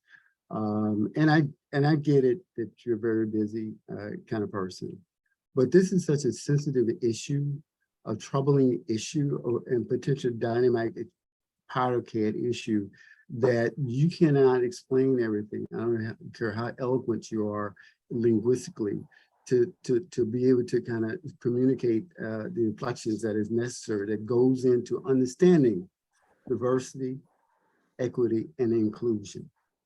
And what the committee has done, not only myself, but Francine and the chief, is to try and look at what is necessary, what we thought, based on our research, was necessary to begin to look at a comprehensive data collection methodology, to begin to kind of look at areas, and we pointed that out into the data collection profile that we put together for you, as well as the equity indicators that we would wanted to focus on within the district. What we have now is a one and done. We have gotten the information from Francine, but that barely scratches the surface. From the last comment, it was sufficient for the board. And yes, I did vote for it. Something is better than nothing. And I think it's important that this work is not over. It has an endpoint. If you want to define an endpoint for it, you can, the board can. And it seems like the board is now deciding to define an endpoint into what they have received now and what they want to look at employment opportunities, employment changes. That is only a scratch of the surface. And even how you can structure looking at hiring people is only a scratch in the surface of the issue. And so I'm not going to go into detail like I wanted to on your email, but I want to mainly point out a specific point. And I hope this gets through to you and anybody else who listens who has the same kind of understanding. This is not, I did not reference hiring a coach. I referenced hiring a consultant. It was okay. When I made that recommendation, my word got twisted around when I made the analogies about the Warriors coach and it pointing out to Steph Curry the areas in which the things that he may not be doing to improve his performance. That's what any consultant will do. You just had a consultant we had this afternoon showing us how our policies would make more sense. You consider him a consultant, you consider him a coach. It's no different. But what irritates me the most was, as you quoted, Chuck, to the board, in the 1, 2, 3, 4 paragraph, one committee recommendation to hire a consultant as a coach for DEI effort did not receive the support of a majority of the board. Check this out, this sentence. The chief, however, made a commitment to encourage engaging consulting services, in which the board fully supported. Tell me, what's the difference between what I said about hiring a consultant and then what the chief turned around and said, engaging in hiring a consultant?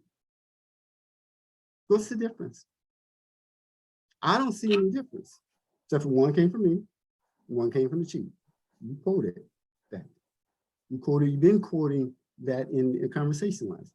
I'm just saying, help me here, that part of what the issue sometimes, not sometimes, that happening on this at an operational level is happening also at the board level. And you're unconscious of that. And as a result of that, somehow it gets reflected back on me as not being a willing partner, a willing board member. And that is not true. And I'm hoping that somewhere along somebody step up within this board rank and take the banner and run with it to finish it. If you know what finishing means.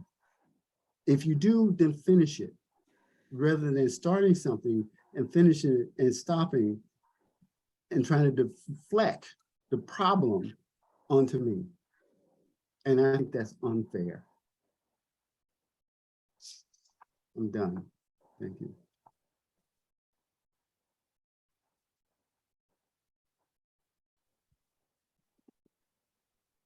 Other board comments on this?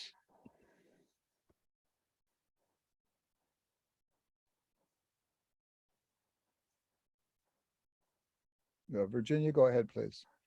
So I have to agree with what Robert says for the most part regarding the definition of consultant. And I was concerned about that in the meeting that we had last time or last month.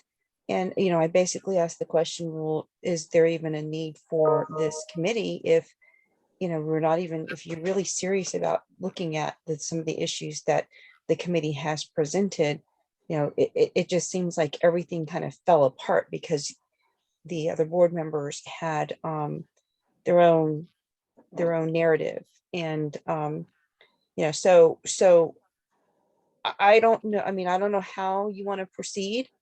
The work that the committee has done with staff has been substantial in a very short amount of time.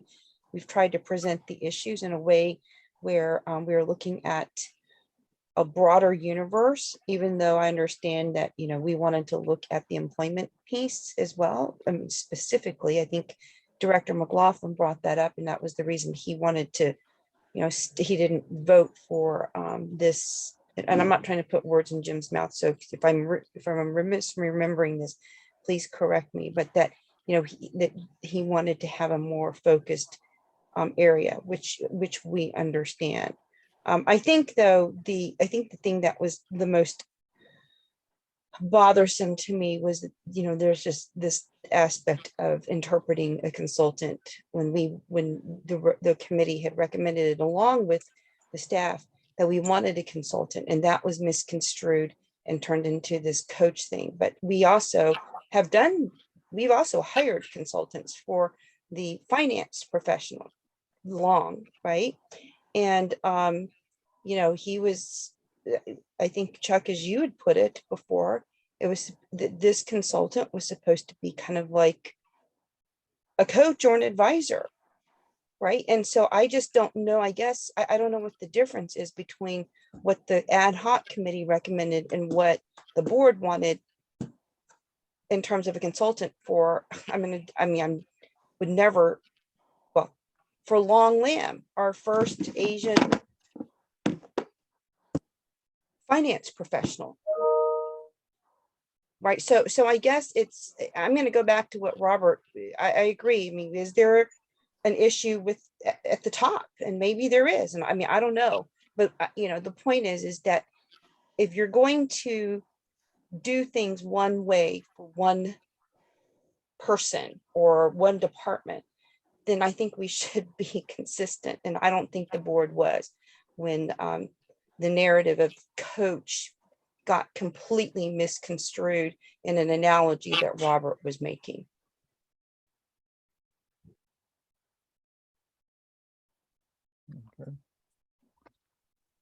let me ask you, Virginia, is this an effort that you would like to continue working on and working with the staff to continue the efforts? Well, Jack, you and I talked about this. I am happy to work with staff because the issue is important to staff. Okay, but I'm not going to work on this and waste my time and staff's time if we're going to be beating our heads against the wall and we're going to have a board majority say pretty much discount anything that the committee's done. Because that's what happened last month. You may not see it, and you may not you, but other board members may not realize that, but that's exactly what happened. And so I'm happy to work on this, but I really had a great time working with Director Jones, Robert, on this, because his experience and knowledge on these issues far surpass mine. And I don't know if it's generational or whatever, right? But I'm happy to work on it, but I'm not going to beat our heads or my head against a wall if we're going to see stops at every single opportunity. And I think that my issue that I brought up with, the financial advisor for the financial professional is a good reference. So, I think that we need to really think about what it is that this board wants to accomplish, because the leadership to actually to change even the culture just a little bit to reflect the community, right, in terms of our services and our staff, has to start at the top. And I think that's what Robert and I were trying to get at, is that the consultant would help us look at this. And I think you had mentioned in the meeting that you didn't want someone, I don't even remember the exact words, complaining or not complaining, like being talked at, right? And I don't think that's ever been the intent. That's certainly not my intent, and I don't think it's Robert's. And that's not, what we would want a consultant to do. So, if the board wants to take this issue seriously, then I'm happy to do this, because I think that the chief and Francine, our HR director or manager, want to look at this. I mean, we hired Chief Lorenzen, part of it was what we were impressed by were the inclusion and the diversity, the DEI work that he did in Ventura County. And what is it, Chief, the museum of what is it? What museum did you work with down in LA? And Museum of Tolerance. Yeah. And so, but this has to have, this work is not going to be easy. And I think it's worth it. I mean, I certainly don't want us to be in a situation like Redwood City Fire is. They had that whole discrimination lawsuit. I don't know if it's still going or if it's been resolved. But I mean, this work, I think, can prevent that kind of work culture. And that's what I want to do. And I think the chief and Francine and Robert wanted to do the same thing. Robert, I'm not trying to put words in your mouth, but I think that we're making good progress. No, that's okay. I just wanted to, I'm sorry, one last thing. This is an inflection point for this organization, in particular this board. And I'm not gonna just want to bring up sour milk, but when I first got appointed to this board, it goes back to that occasion, which was, to me, the reflection of the attitudes that prevailed here on this board. And it's just the carryover. It's systemic right now. And I'm saying all of this work that we have done was just try to it's not about browbeating anybody. It's about understanding. And the only way you can get understanding, and I know many of you know about, is data. What does the data tell us? You can't analyze anything else beyond the data. Because it's hard to give a feeling of how you feel if you are on the receiving end of constant alienation from a system. If you've been picked on by bullies all your life, you understand that. But how do you deal with it? How do you change it? But through understanding. It's hard to talk about the subject matter. It's very hard. It makes people uncomfortable. But it's not about making uncomfortable. It's about trying to create a structure, a system that is a reflection of the neighborhoods in which you operate under and in. I'm done. For sure this time. So, oh, sorry, you asked a question, Chuck, regarding whether or not I would want to continue this work. And I would like to talk to the chief and Francine to see, you know, what they think they might need. I mean, and maybe be a guidance, a guiding force for them instead of, you know, taking over anything that they want to do. And Robert's done an amazing amount of work on this. Well, And we work together very well, actually. even if we didn't continue the committee, there's no reason we couldn't have a committee of one person either. So, I mean, there are a variety of possibilities here. I'll stop though. I want to recognize Jim, who has his hand up. Yeah, thank you, Chuck. You know, I want to make a couple points, and I have some comments to share. You know, with regard to my position on this issue, you know, relative to employment versus program delivery versus you know, purchasing. And my comments were, you know, we started out focused on employment, and I felt like the purchasing and some of the program delivery issues were put on, you know, kind of last minute. You know, my focus from the start was on the hiring. There, you know, I understand that DEI is comprehensive in nature and not limited to just employment, but really the way the district conducts all of its business. The other you know, issue is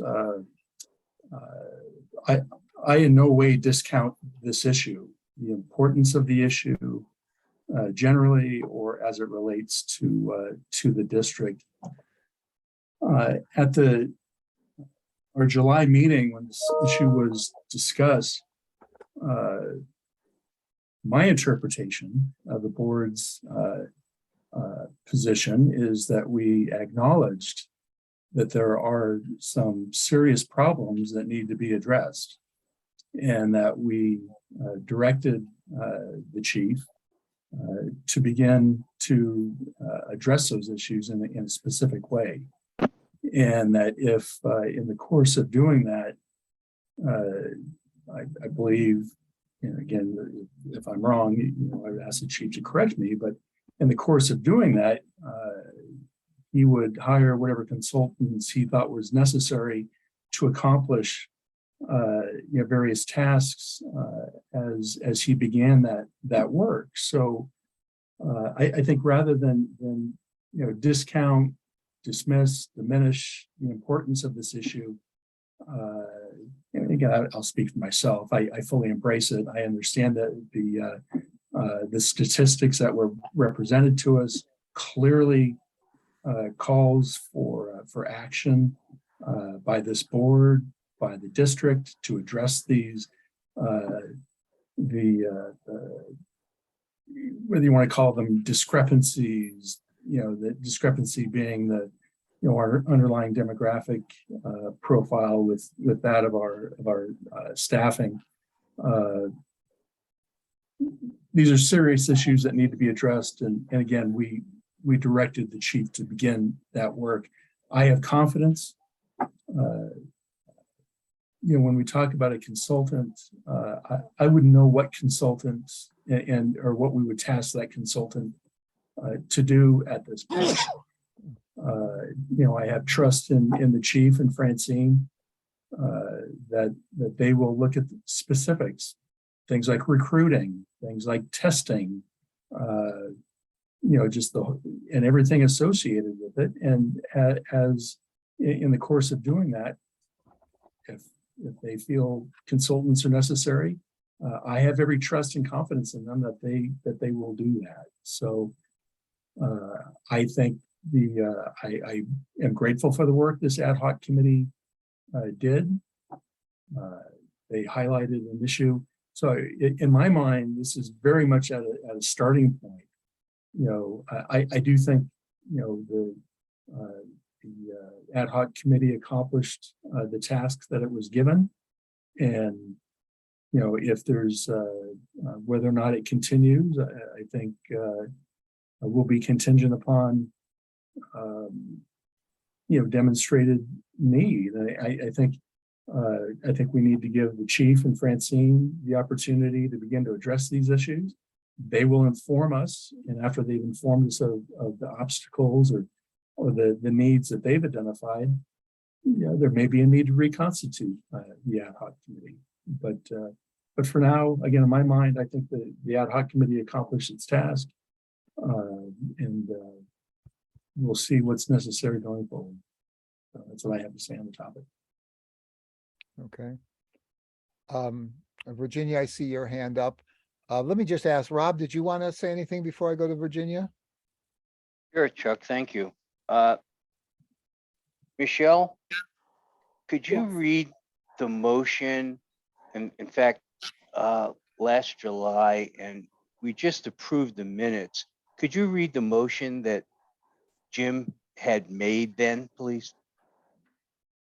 The one that passed, obviously, yes.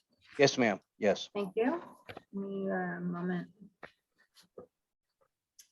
Sure. So Director McLaughlin amended his motion, seconded by Director Bernstein, to direct the chief and staff to evaluate DEI issues confronting the district with emphasis on recruitment and hiring, and bring the findings and recommendations to the board. And that vote was 5-0. Correct. Thank you. Chuck, the only thing I have to add is when I voted for this, I was serious because I knew what the past had brought to this district. Robert and Virginia did an excellent job in identifying areas that needed to be addressed. The chief and his staff will come back to the board and provide us with recommendations. And if they're not acceptable to the board, they'll go back to the drawing board and we'll make additional recommendations, review and evaluate them, and have them take action on it. So I just want the chief and his staff to report back to us before going outside the organization and having a consultant come in. I see the reason why we hired the chief, and I see the talent that we have within our organization. And, you know, let's give them the chance to make up for these problem areas that have been here for years. So that's why I voted for that motion. And I just want to give the chief and his staff a chance to fix it. Thank you, Chuck. Thank you, Rob. I see Virginia's hand up. Go ahead, Virginia, please. The work that was supposed to continue with the chief and Francine would have been done with the ad hoc committee. So it really gets back to your question, Chuck. You know, whether or not, I mean, you asked if I wanted to be a part of it. It sounds like at least 2 of the board members don't think that the ad hoc committee is necessary anymore, even though my understanding is that staff wanted to continue working with the ad hoc committee on these issues. So, you know, to me, the question is, what do the chief and Francine want? Would they rather work with the committee so that we're all looking at different issues as they come up, or present different issues that haven't been looked at? I mean, if that's the case, then the committee should stay. And then, you know, but it doesn't sound like that at least Jim and Rob may not think that the committee's necessary. But so I don't know. I mean, Chief, what Excuse do me. you, what? I'm not done, Rob. But you're putting words in my mouth. You, You're making can I finish? assumptions This is that part of the that I problem. did not If I that I had did been, not if I, agree to. I Thank you. want to stop you also, Virginia. The fact is, you have come in on this meeting 2 or 3 times to comment on what people have said. It's a natural impulse that people have to do that. And in this case, Rob was out of order, but you have been doing this, and sometimes it's okay and sometimes it's not okay. But it would be good if we could go through the chair and do this in an orderly process. So please continue. yes, so Virginia. let's make sure everyone gets that opportunity. Well, So my question for the chief is, Chief, what is your preference? And I'm not trying to put anyone on the spot, but the committee has worked very well with staff to bring up issues that to bring up issues that might have fallen through the cracks.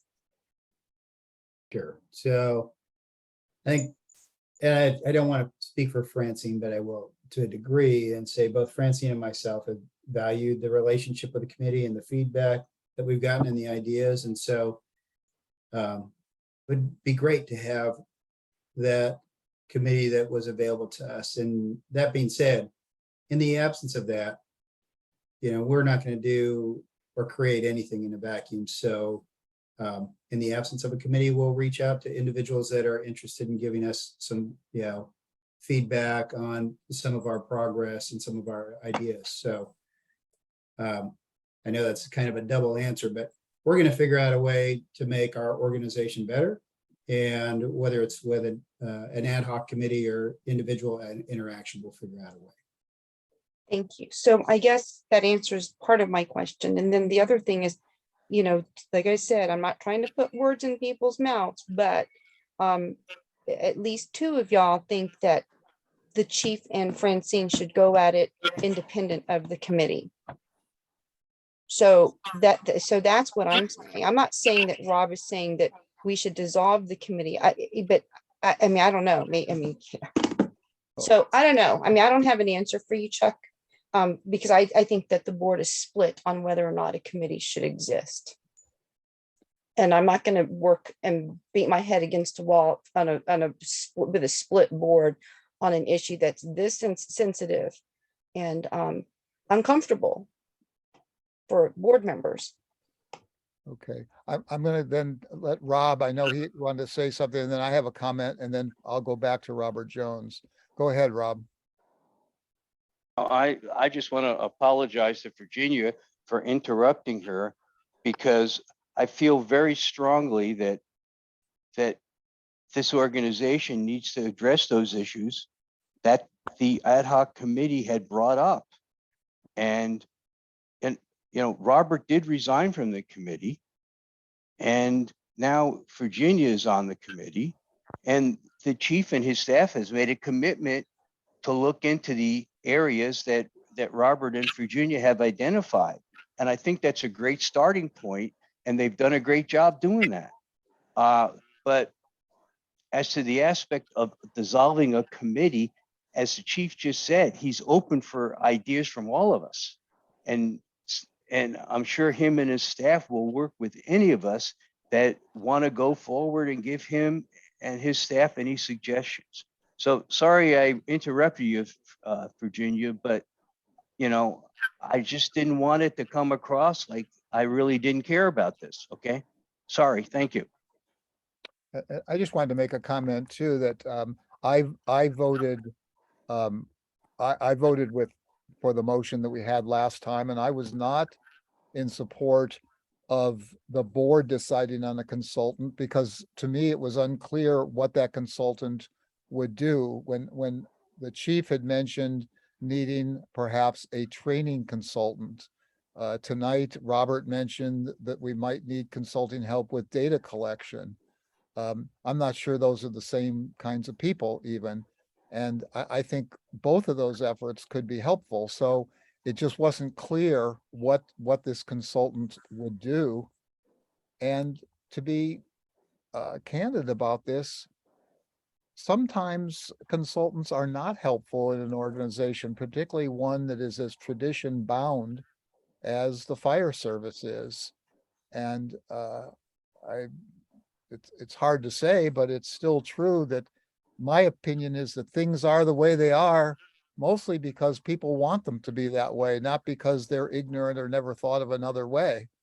And so if you try to make change, you need to do it in a thoughtful way so that you continue to engage people rather than somehow antagonize them or something. So I think the type of person, the type of consultant is an important consideration. And it wasn't clear to me what the nature of that person would be or what we were even voting on if we were to vote for it. And there was no motion for a consultant, so we never did have a chance to vote on it.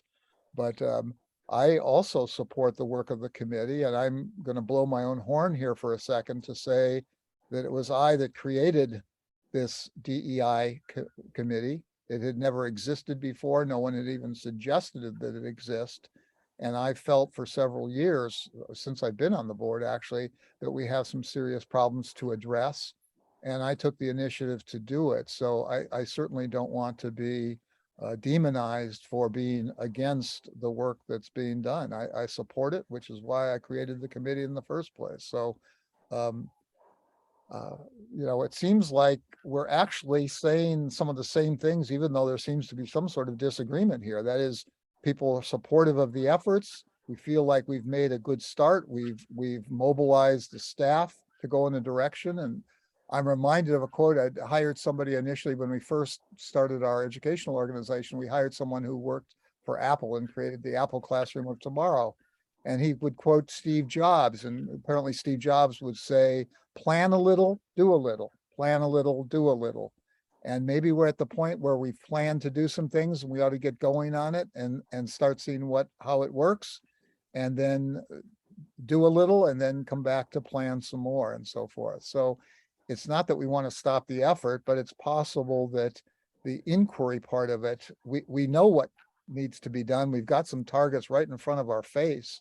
What more do we need to do to get moving on some things? Well, we certainly need more information. We can get more information. But I think the feeling was that the staff is mobilized, is committed, and that perhaps we ought to give them a chance to work internally to start implementing some of these changes. So, okay, Robert, go ahead, please. Yes. Thank you for allowing me to speak one more time. But I just want to restate, refocus this board. And we initially put together a committee purpose statement. And I'm hoping that you have it, take a look at it. First sentence states that to examine the diversity, equity, inclusion framework, which is the basic structure underlining Menlo Park Fire Protection District success in recruiting, retaining, and advancing the best talent in an environment which promotes and encourages diversity, equity, and inclusion. It also to examine the strengths and weaknesses of the Menlo Park Fire Protection District structure and make recommendations that would empower leaders to better understand and manage the district's most important valuable assets, its people and their talents. In addition, the DEI ad hoc committee will also work with the fire chief and district staff to develop strategies that support best practices in the realm of equity, inclusion, and diversity for consideration and approval by the board. That means, and I'm sure there's no interpretation of working the ad hoc committee, working with the staff or the chief, coming up with the recommendation. This is not phase one. This is phase 4 of 6 phases that we have looked at as a committee. And I showed you the chart, showed you the process that we wanted to go through. Hiring a consultant to data collection was one of them. There was no misunderstanding of that. irregardless of what is being stated tonight, that this is and if you're saying that this is the end of the work, it can be. You can make it so right now, tonight. But you only just started, you only just scratched the surface. And if you look at the last box that I put together about what the end process is going to look like, is all based upon accumulation of data and information. So, anyways, I think I'm talking enough. That's it. Well, I have a proposal I'll throw out and see if there's a reaction. Obviously, this has raised some deep feelings for people, and there's some differences. I don't know if there's differences of opinion. Sometimes it seems there isn't, but there's certainly, in terms of tactics and how we go about implementing certain things, it seems like there's a difference. I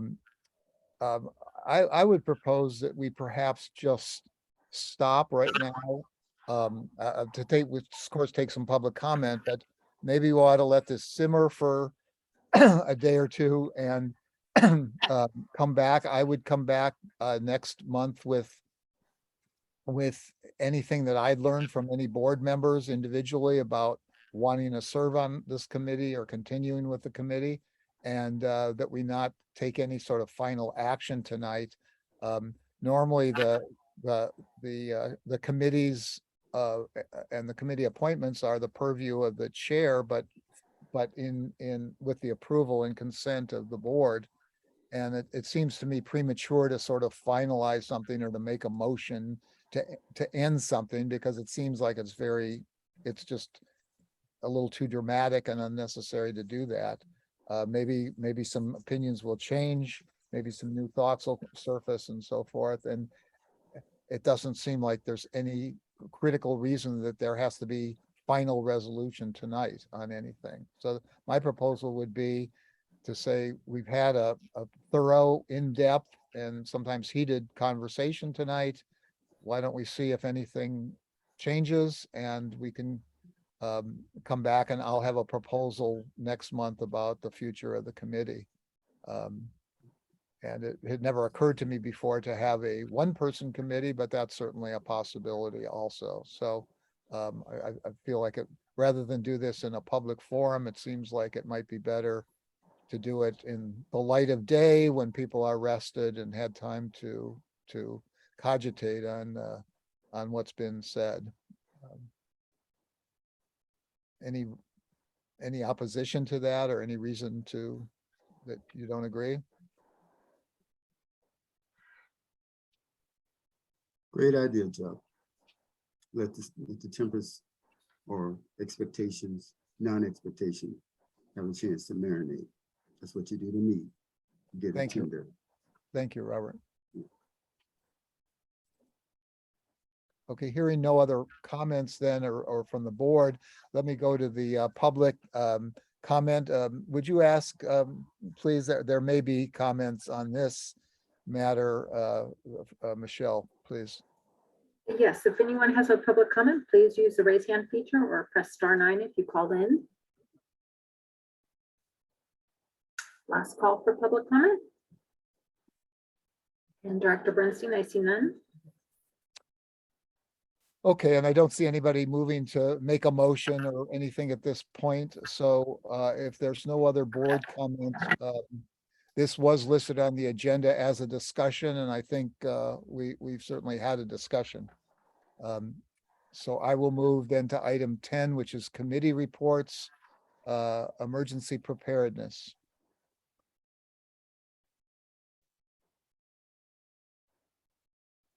I don't have any report, Chief. Do you have anything you want to report, or Virginia? No. Thanks, Robert. Yeah, you bet. Is Okay. Chief still, Oh, is Chief still sorry. there? I'm still here. No, nothing for me. Okay. Thank you, Director. Human resources. Rob? Yeah, thank you, Chuck. We talked about classification by position and extra duties. We spoke about incentive awards, maximum, minimum, regarding positions. We went over the list prepared by Chief Coyle that spoke about different collateral duties that battalion chiefs and division chiefs have. We talked about rebuilding overtime and stipend into or including it as a salary or an extra benefit that a battalion chief or a division chief would have. We talked about hiring additional employees for some of those collateral duties that some senior staff level positions have. So, Robert, would you like to add anything? No, I don't have anything to add. Thank you. Okay, for asking. thank you. Thank you, Robert. Okay, strategic planning. Rob, could you help me out here? I can. Let's see here. How many of those? I wonder who took these notes. Oh, I did. Okay. We talked about the ISO.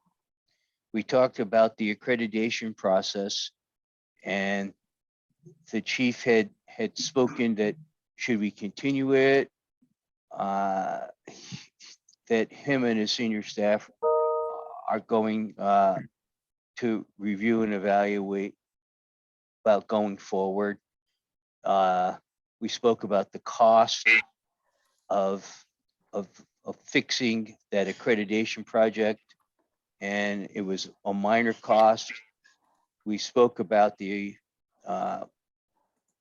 accreditation process in relationship to, oh, I'm sorry, there were 262 indicators and 256 had been completed. And so we're looking at 12 that still need to be completed.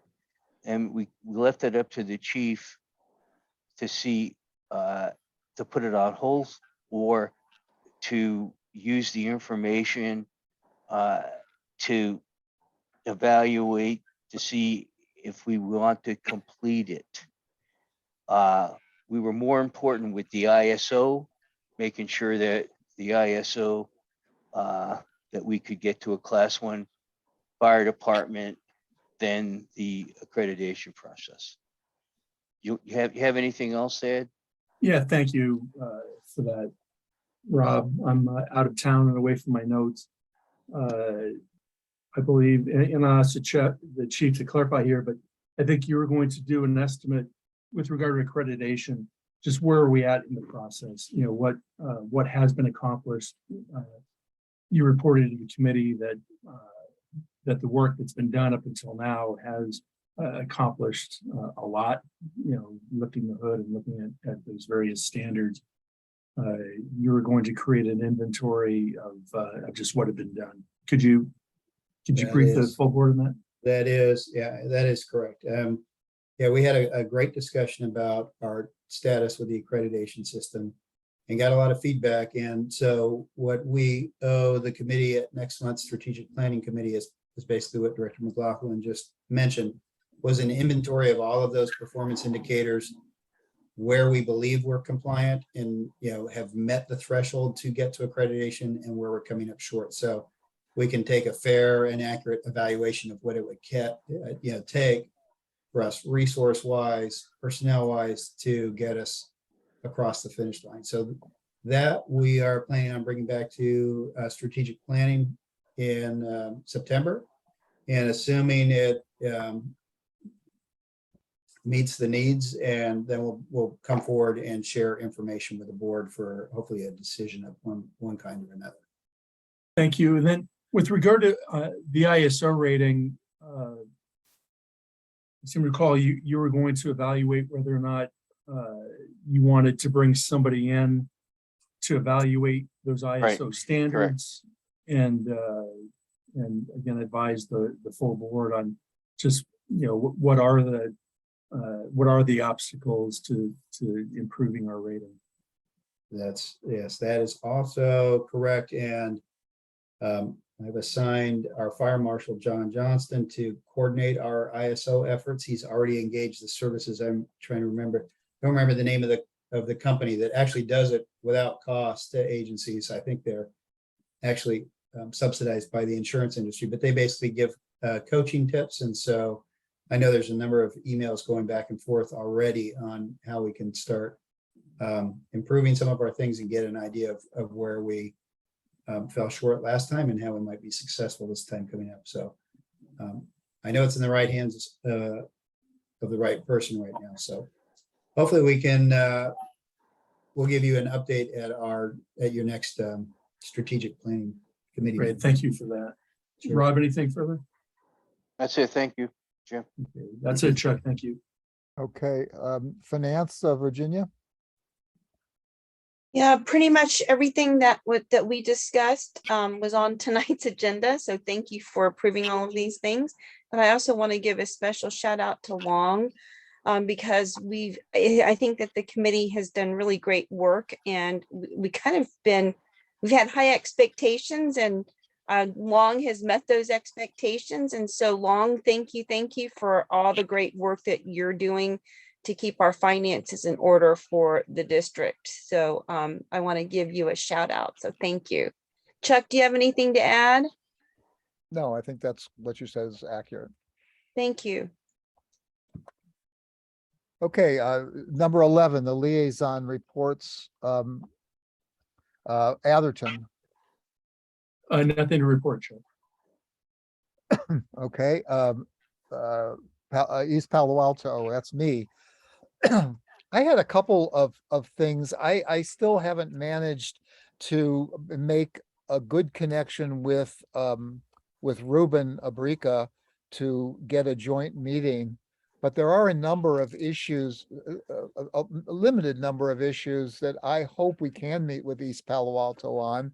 One of them is certainly the whole fireworks issue and so forth, and the dangers that represents. But others relate to the issue of development. And I've been talking to people in some other agencies, specifically the East Palo Alto Sanitation District. And apparently, this was a surprise to me, but I was asked about a potential development that's being discussed on the west side of 101. We know they've been talking about what's it called? Something Park.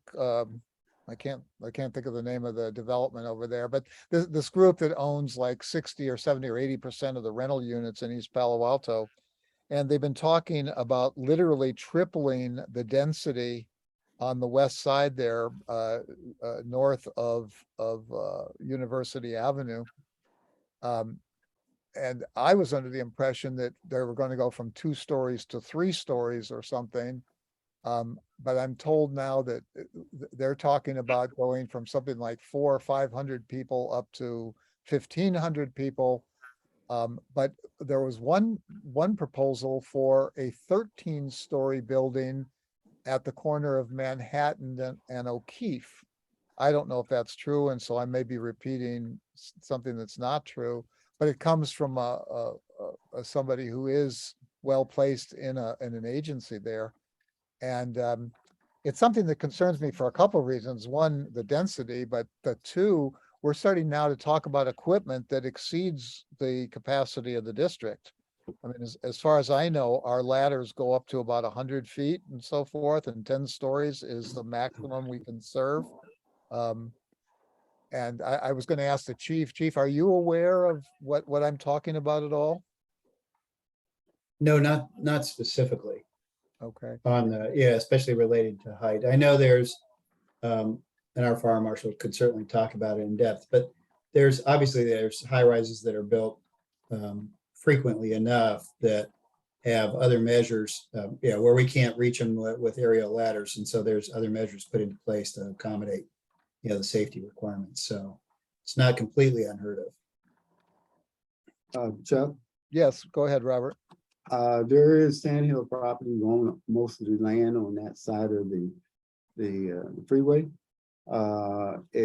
Looking at submitted plans to the city, you can go to ask for it through the planning department to build a I think it's 4 or 5-story complex right there, where there is an apartment complex there right now.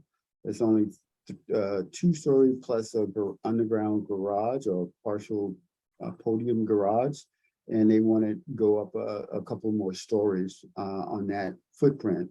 They may be looking at widening that footprint to take up the whole block, because they own the properties right next to the apartment complex and along that whole block.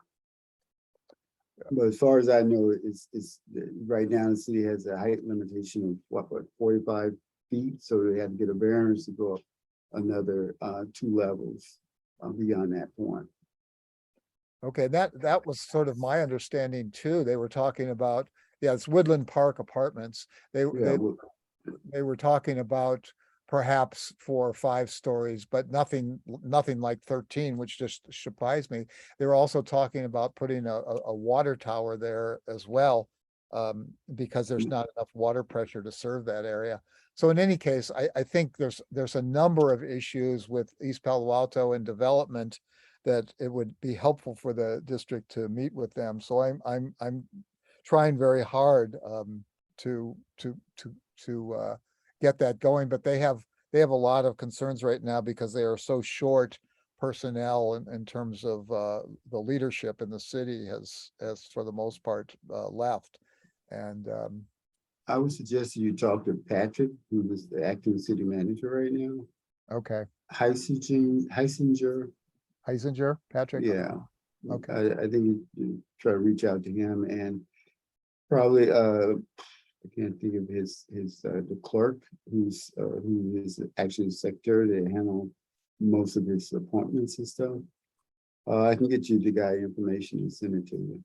Okay, I'd appreciate it. Thank you. Sure. Yeah, it's hard, and you've probably experienced to get people to call you back and things like that. So, and they have their hands full, you know, it's in any case, I think it is important because there's a lot going on there that affects the district. Director Bernstein, please feel free to reach out, as my staff reminds me, even though I may not be acutely aware of something, they are very aware and involved in this project. So feel free to reach out with any questions to John Johnston. Promise he will return your calls. Okay, thank you. Let me go to Menlo Park then, Virginia. Yes, so we have a lot going on. You probably received the invitation for the joint meeting between the fire district and the city. Much of that is thanks to the chief for, speaking with Justin Murphy, their city manager, and trying to just get something at least lined up. And we do have a date on the calendar. It looks like, Michelle, correct me if I'm wrong, but it looks like it's on Thursday, September 22nd. And so you should have received that invitation by now, I think today. So if you haven't, please let Michelle know. I think the meeting between the chief and the city manager resulted in their thinking that the city council's liaison, who is Councilmember Ray Mueller, and I should put together at least a draft agenda. And so I spoke with Councilmember Mueller, and we came up with 4 potential topics. And I'd love to get some feedback from y'all.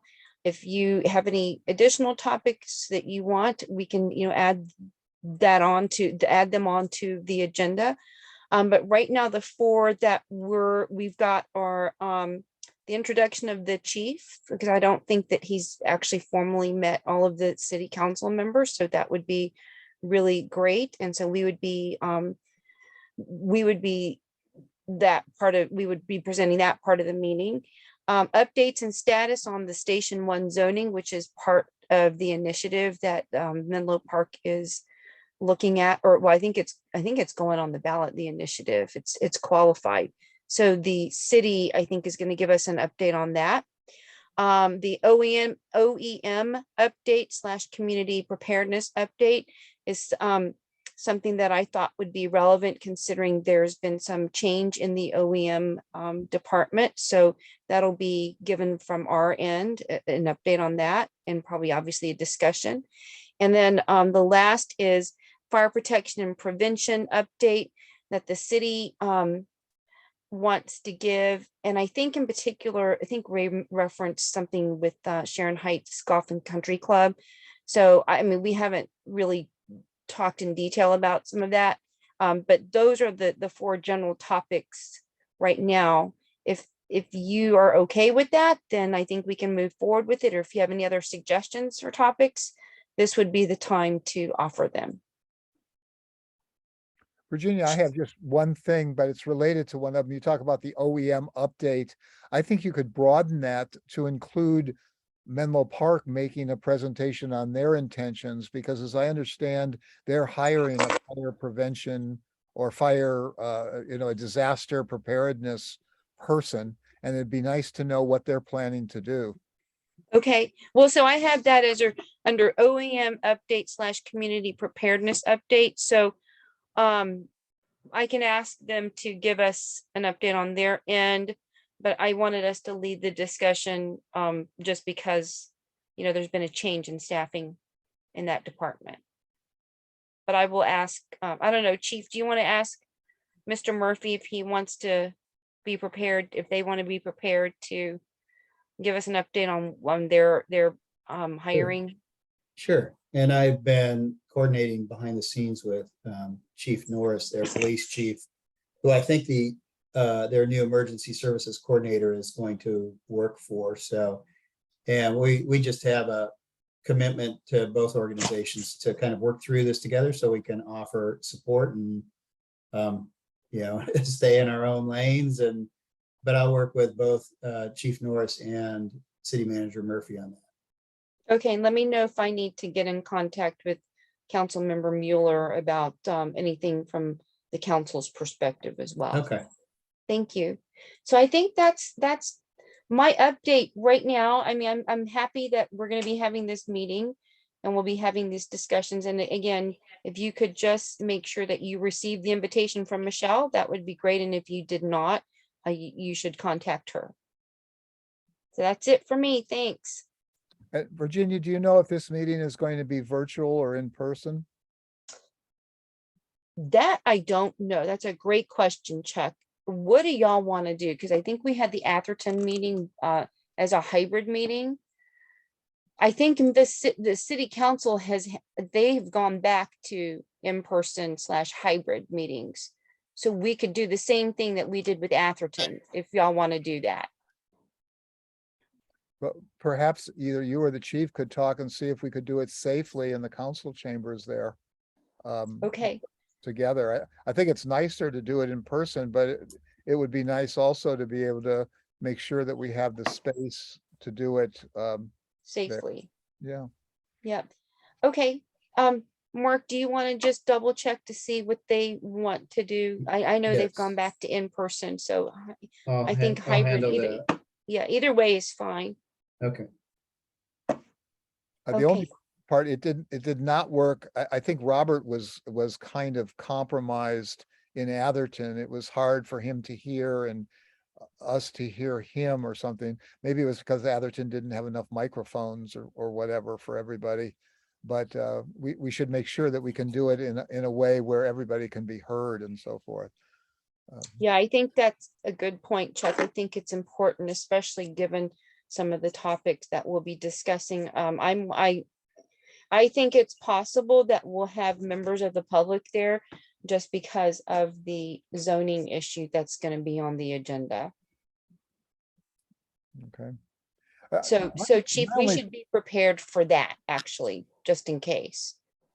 My only Okay. thought about that is that we don't know whether the initiative is going to pass or not, and there are some real issues we could be talking about now. My preference would be that we talk about the real issues rather than the ones we don't know about at this point. Well, Because we can start with Councilmember Mueller wanted to kind of put that on there to get our perspective, but we can certainly, add other ones. And I can talk to him to change the agenda as well. So, y'all can give me any suggestions that you have. You don't have to give them to me tonight. Well, and the reason I'm saying that, Virginia, also is because it is a political issue. I'm sure it's happened to you. I know it's happened to me where different factions on the issue of the initiative are trying to recruit supporters for their side of the argument and so forth. And I'd hate to have our discussion devolve into a gotcha moments that could be used as part of the argument.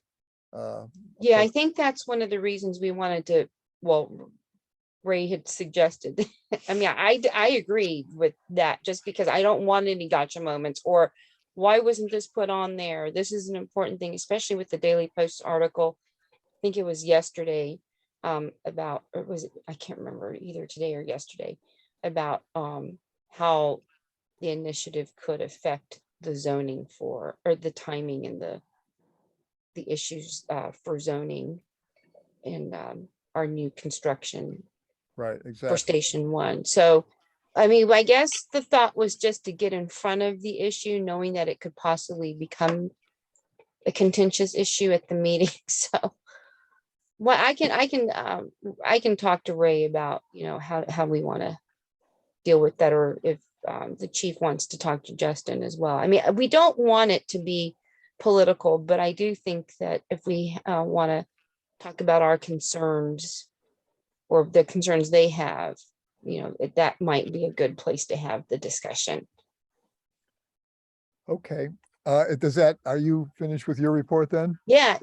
Like I said, if you have anyone, if you has potential agenda items you would like to give to me, you can either give it to the chief or to me, and we'll, somehow get it on the agenda.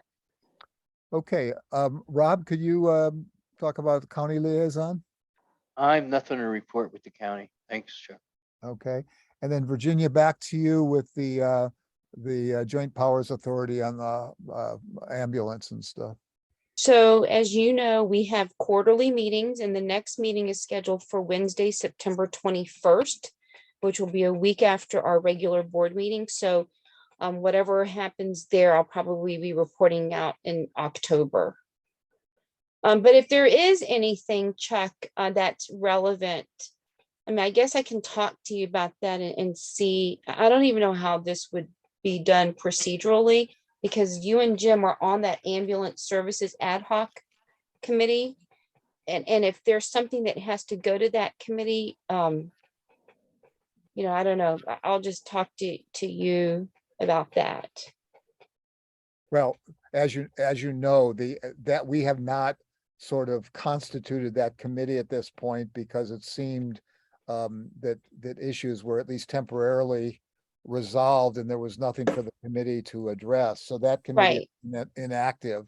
But Right, but if that's what I'm saying, if there's something that comes up, I'll let you know. okay, Thanks.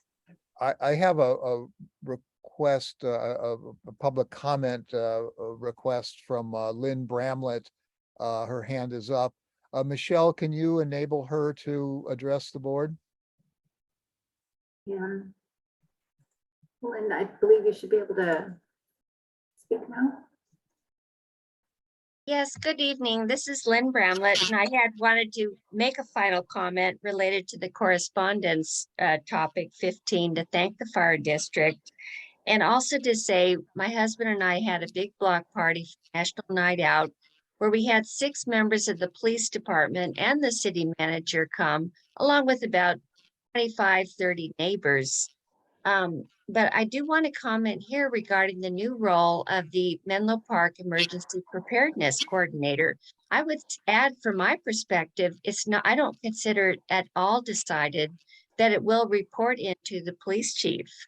I know a number of council members think it should report in higher, and what the role is being looked at as part of a broader reimagining public safety. So to your earlier discussion related to diversity, equity, and inclusion, this is, to me, kind of similar. It's kind of related to, do we have, a certain body deciding for the public what it's going to be, so to speak? So I just want to say, I don't think that's decided. And I think groups like MPC Ready, for example, and other stakeholders definitely have an opinion regarding what kind of role that would be and where that role resides. And I just feel compelled to speak out here. Thank you. Okay, thank you, Lynn. Let me go then to item number 12, the ad hoc committee reports. We've discussed diversity, equity, inclusion. Robert, am I assuming there's no report from the committee, or Robert? There's not, Yeah. we didn't meet, so there's no report other than what's had been talked about. Okay, thank you. And then Jim, in terms of the water companies and water pressure, did you have any report on that? No, you know, that dovetails into the discussion of the insurance company ratings. So, no. You know, it'll in be other words, part of, The strategic planning the committee ISO rating. discussion? It'll be part of that discussion next month. Okay. No, So short answer, no, I don't. Okay, and the same thing, as I said, the ambulance services at this point is not operational, so there's nothing to report there. Reports of and requests of directors, item number 13. Anybody have a report that they would like to make?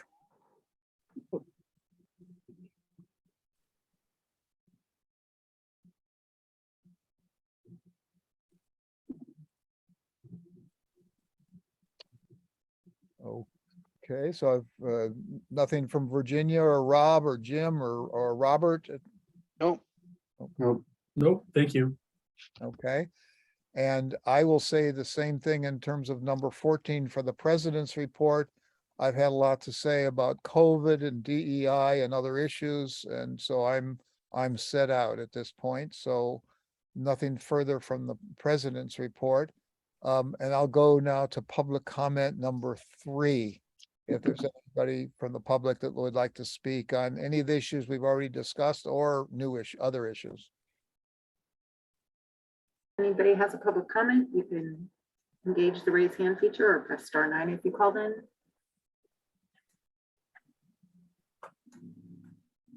Director Bernstein, I see none. Okay, and item number 15 was the correspondence. It's the letter that was referred to by Lynn Bramlett a few minutes ago, thanking the district for support of the support it provide and so forth to MPC Ready. So you all have that in your packet. That really concludes the agenda. Let me just, before adjourning, let me ask if anybody has any last things that they wanted to say before we adjourn. Well, I'll move to adjourn. Well, I'm going to take the preempt you and just say we don't need a motion, and I will adjourn and thank everybody for their attendance. It's 9:40, which is, given some of the issues that we discussed tonight, it's commendable that we could finish in a little over 2.5 hours. So thank you, everybody. Thank you for a respectful and civil meeting, despite the weight and feelings that some of the issues engendered. So I appreciate people's participation and civility. We'll see you all in a month then. Thank you. Thank you. Thank you, Chuck.